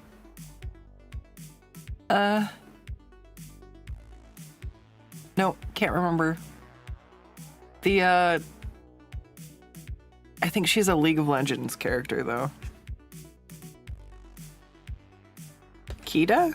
K-I-D-A? Is that what it is? Trying to remember.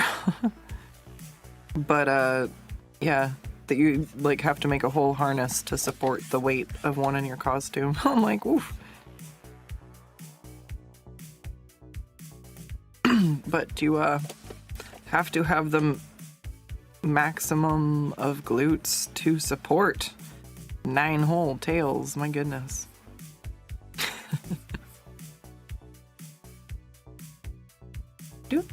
Do.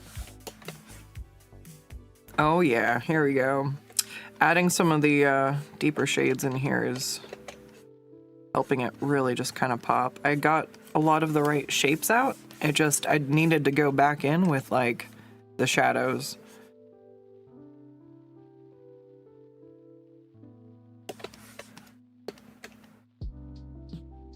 Yeah, I don't remember that. I've never played League of Legends.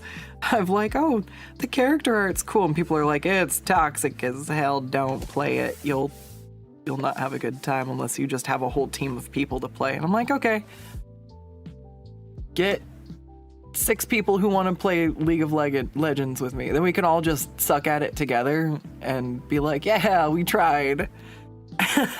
Instead of having somebody on our team just be really upset that, you know, I've never played the game before. Oh no.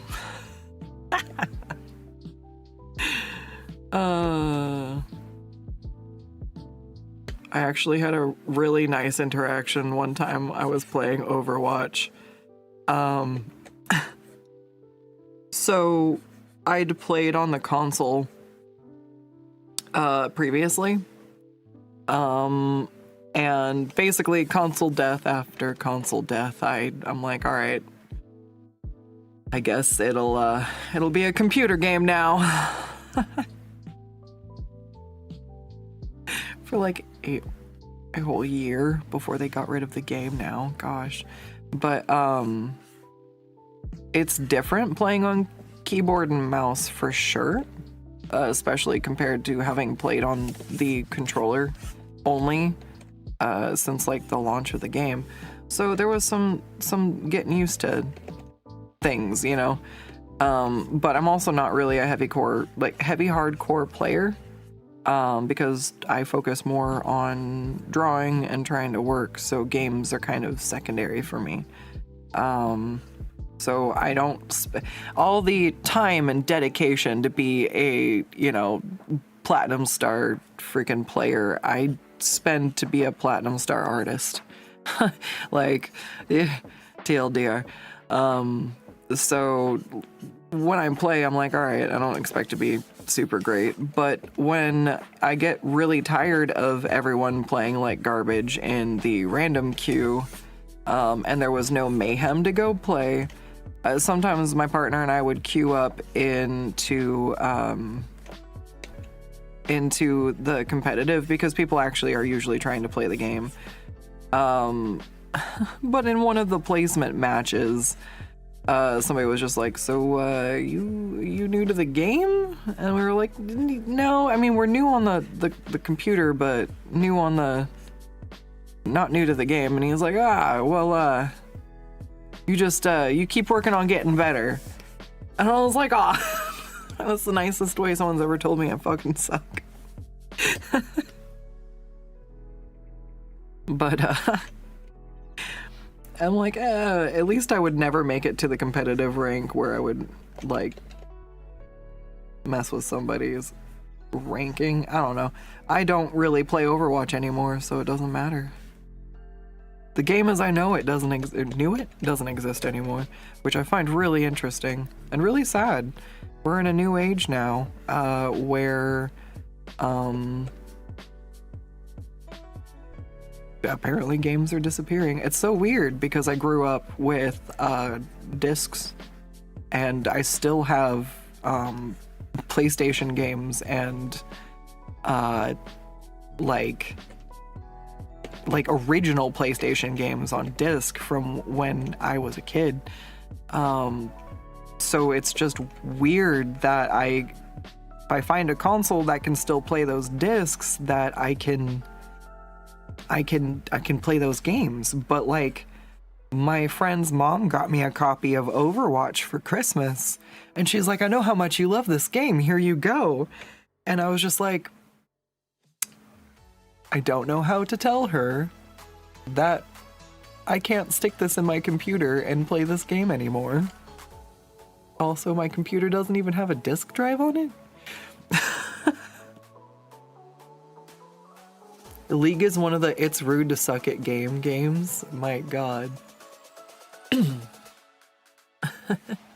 New art criticism. Instead of saying, oh my god, her back must hurt, those boobs are so unrealistic, it's, oh my god, her butt must hurt, that tail is so unrealistic. Oh man.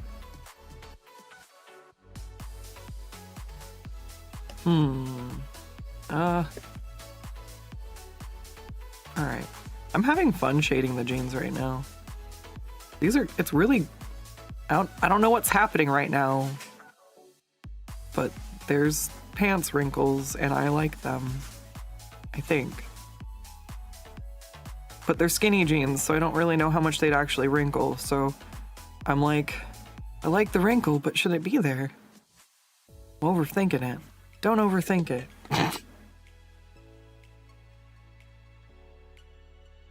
There, I scribbled because it's fabric in a random fold, and I actually like the scribble better than anything I was nitpicking. Like, psh, it works, I tell ya, it works. Alright, not like that.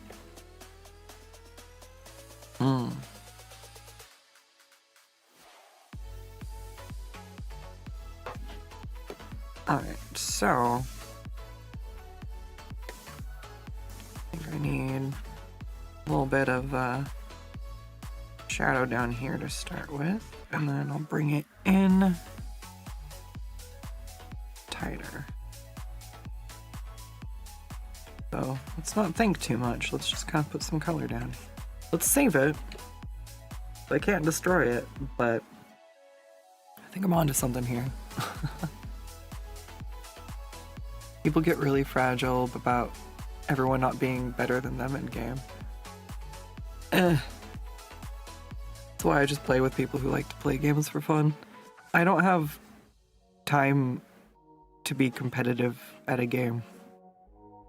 Like, I absolutely could if I wanted to try. I'm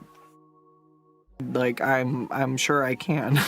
Like, if I can figure out how to solder or weld or build cosplays or I would just rather spend my skill and my time making physical stuff with my hands, because I don't derive the same satisfaction out of stats in games as I do out of seeing my stats in life go up. But I do have an exception for games that are like Subnautica had a really, really good story to it, and I just really enjoyed playing that because the story was an experience, right? Dark Souls was really fun, but it's also pretty grindy. There's story to it, but that's one where to get good at that game, I'd probably have to play for a while, and that's just going to take time for me because I don't have time to dedicate to it. I don't like what's going on with this pant leg.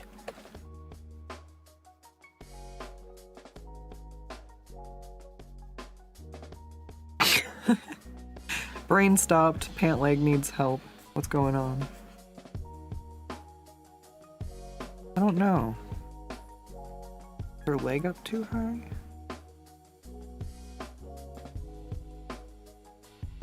No? Something's wonky. What'd I do?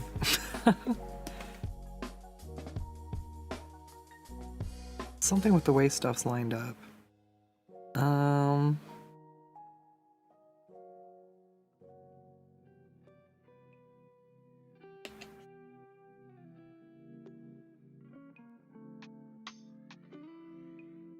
Oh, you know what? I actually feel like she should probably have more leg up here, actually, not less. Like, she has to actually clear her other leg there.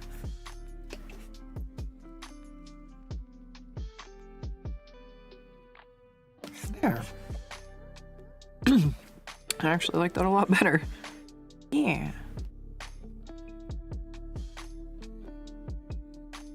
Here, I'm just gonna... Remember how I said sometimes just block stuff out and try again? Here we go. We're doing it. Just gonna block it out and try again. I really like this this thick paintbrush for doing the texture of jeans. It's working really well.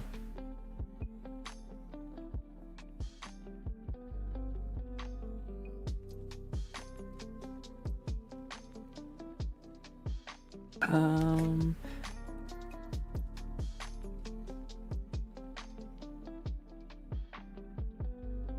right, let's see.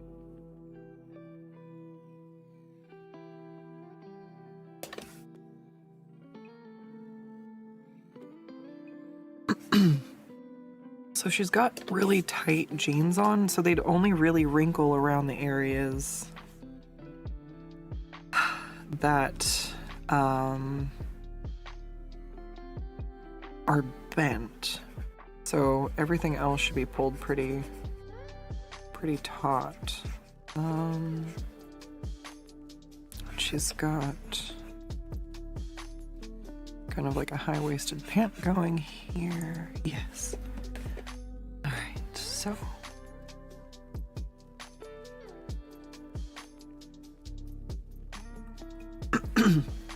all right, let me see. I want to finish this today so bad, but I don't know if I'm gonna actually have time. It's okay. I feel like I've still made a lot of good progress, and I might just have to work on the rest of this offline. But if I do, at least the end of the process will end up being able to be caught on a time lapse, which would be pretty fun, actually. I'm looking forward to seeing the whole painting process of this in like the final form. So we'll see.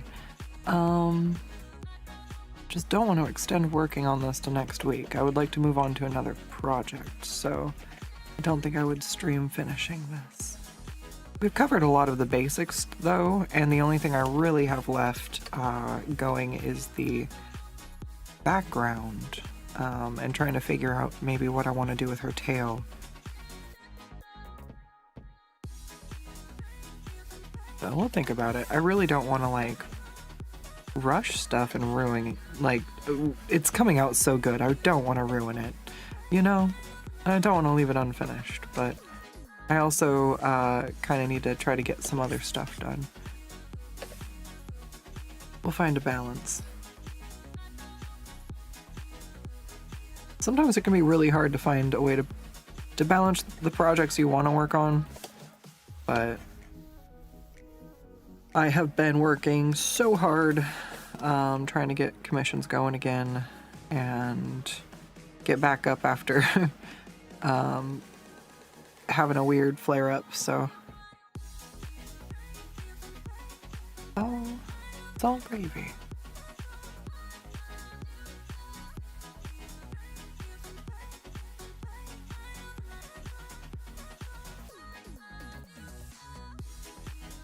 I had to skip streams last week just to try to get work done and make sure that I like rested my hand enough, and I had something else come up IRL to deal with, so I was just like, okay, last week it was not gonna happen, but it's all right. It just meant I looked forward more to it today. Like, yes, I get to work on Mollie. It's exciting to have something like this to look forward to, because like I said, I struggle a lot with feeling like I'm able to work on stuff for myself, since if I have any art in a queue, I'm like, that has to be done. But it really stifles your ability to kind of grow and try new stuff if that's all you're doing is trying to deliver commissions. So ultimately, doing stuff for yourself, like, only serves to let you play around and grow and find stuff you like. I think we might be doing this one more week out. I really don't want to rush it. I also like lost a chunk I was supposed to be streaming, trying to figure out what was going on. I tried to post a scheduled ahead of time stream for next week, and apparently I cannot schedule one for next week and try to use the one I made for today, because it messed with something to do with the stream keys. So I had to delete both and make a new one, and then we were able to go live. So we're just going through some speed bumps, learning how YouTube itself works exactly. I've been streaming on various platforms for the last, oh my gosh, almost 10 years now. Really? I've been streaming on Picardo since 2016. I think that's when it said my account was created. And I've been streaming on Twitch for coming up on 2 years, and so, you know, YouTube's fairly new. Just gotta learn some of the bugs.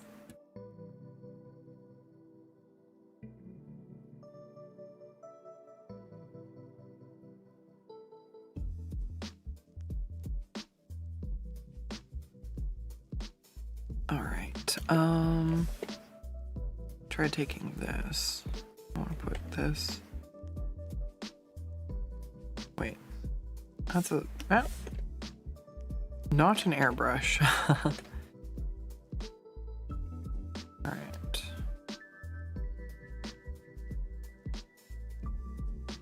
Can I do something like that? I don't know.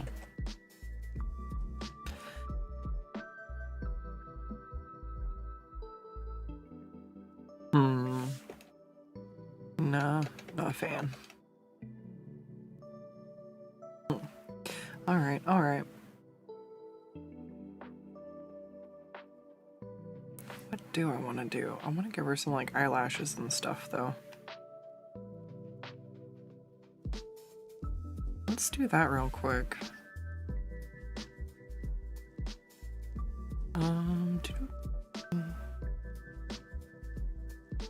Let's try doing it this way. I'm just gonna make it on its own layer. That way if I want to take anything off or redo stuff, I can. But not blue.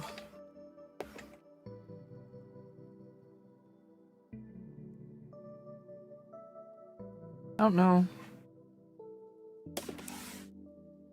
what I really want to do for eyelashes either, so just like, let's do some dramatic lower lashes here.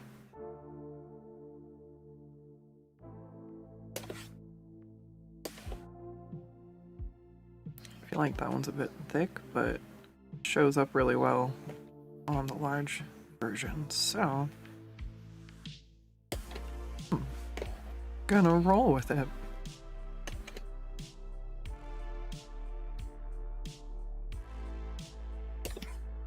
I also have different lash brushes I can try. Kind of figuring out how heavy I want to go on them though.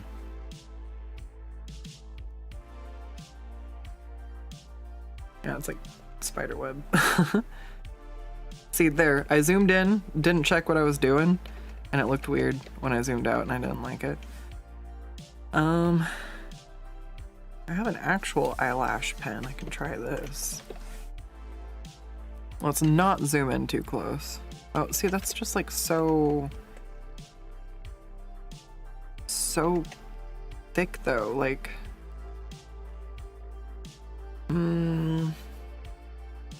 what about my pencil? See, I'm trying to find something that works for the texture of the image too. The pencil might work. All right, try it out. Give her like a couple of larger lashes I can see from further back. And then just do a bunch of smaller ones.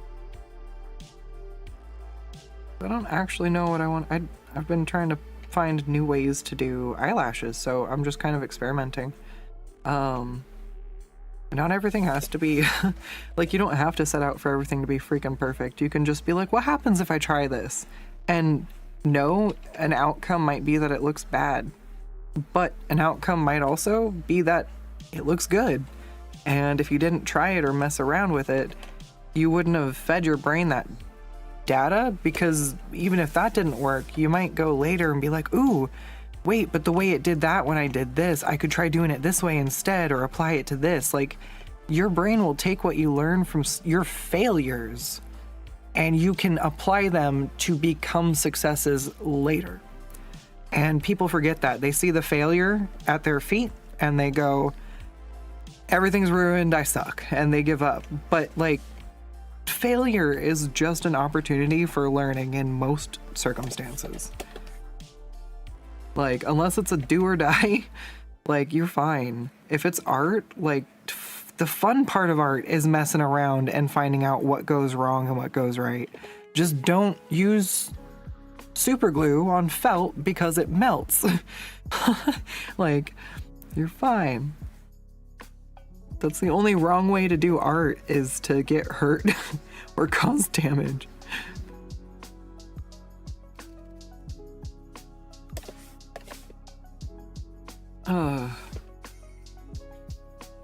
Alright, I really like these eyelashes. Oh no, though. Some of them are a little bit too much. I think, like, this one coming out from over here, I might bring these in a little bit. Just kind of erase them. Make them a little bit softer, and then kind of reshape them back out. Alright, I like it. I like it.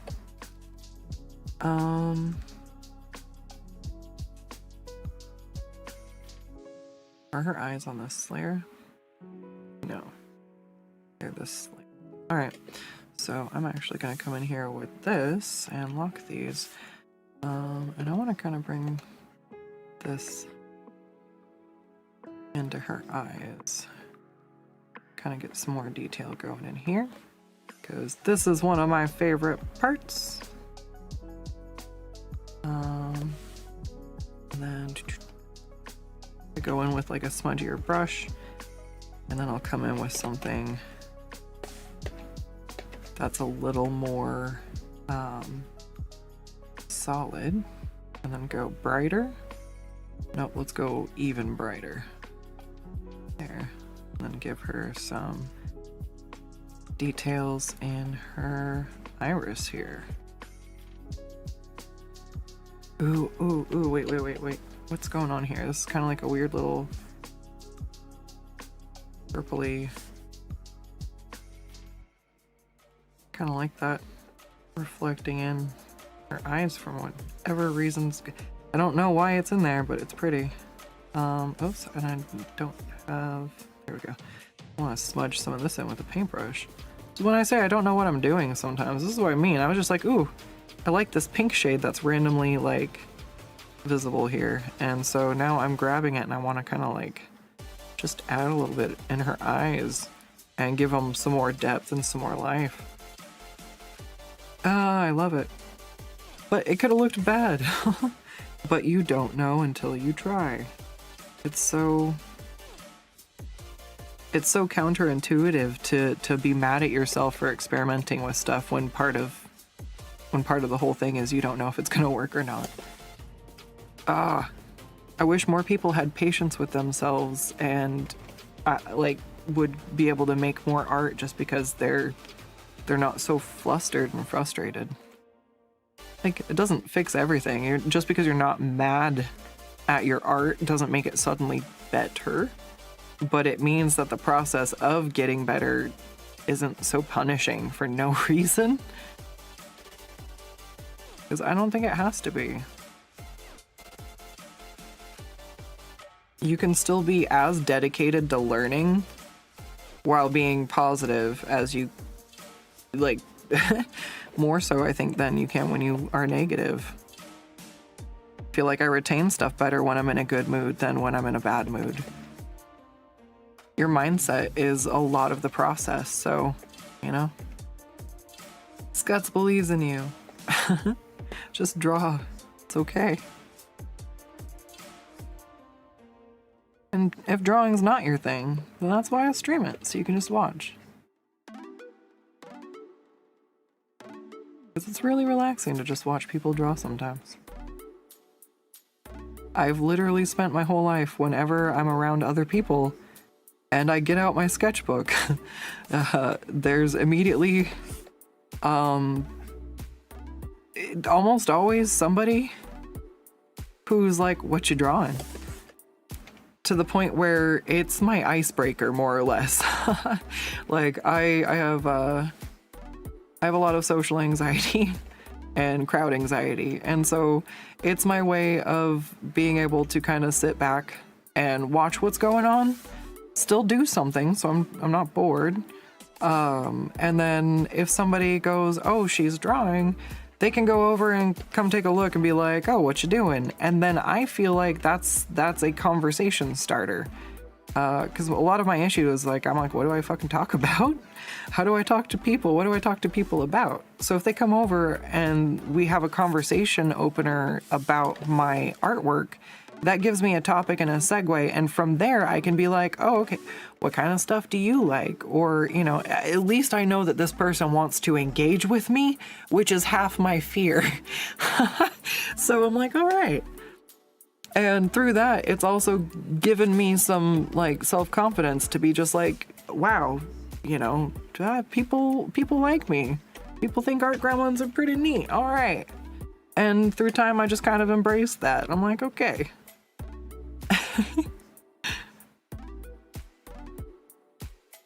My type of people. All right. I think I like those. It might be a little bit much when I zoom out, though. We'll see. That's why stuff's on its own layer, though. If I'm unsure how it's gonna look, I will put it on its own layer. Alright, we are almost at 3:30, and I definitely need to take care of some other things. So I will have to go ahead and wrap it up here. I think we'll give Mollie one more week.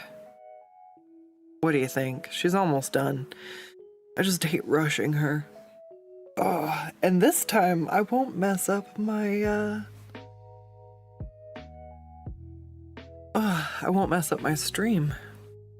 Either that or, I don't know. I don't know. We'll see. I might finish her on my own time. Gasp. I don't know. You gotta spam chat and tell me you want to see Mollie next week. Otherwise, I'll finish her. You won't get to see. Want me to finish the whole thing streaming? Or do you just want to see the time lapse when it's all done? Because I can do either way. We're getting there. I think I only need a little bit longer before she's done. Just working out stuff like the details to her clothing is...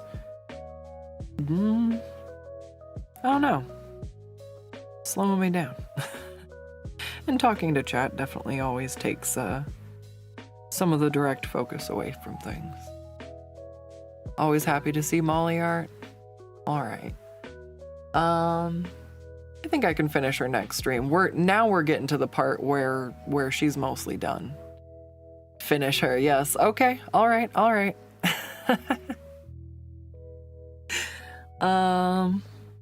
Oh, however I'm happiest.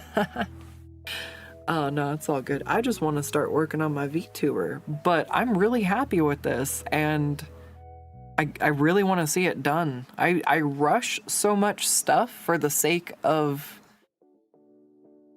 like, moving on to the next thing when it comes to personal art. So the idea of actually giving this the time it deserves, like I do with commissions, is appealing. Like actually seeing it come to its potential instead of going, this is close enough, I got other stuff to work on.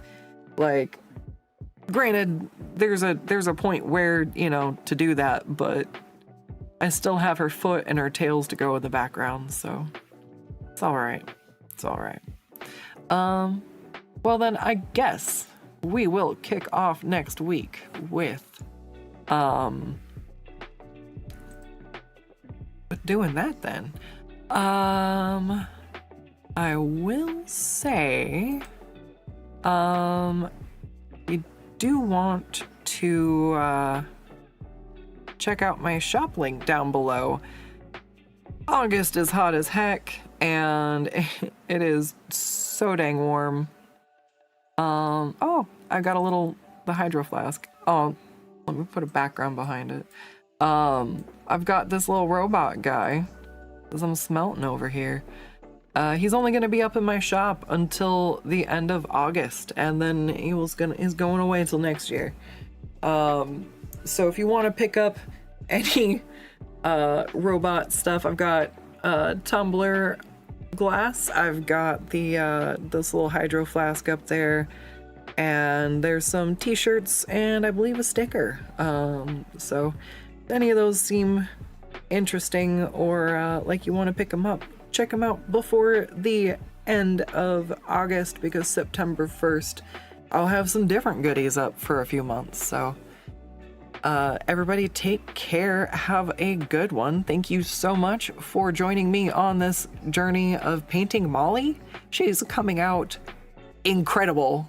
I'm loving this, and I appreciate you being here through the whole process. So take care, have a good one, and I'll see you next week, where we will have take 2 at finishing this glorious Rockabilly Ninetails. See ya.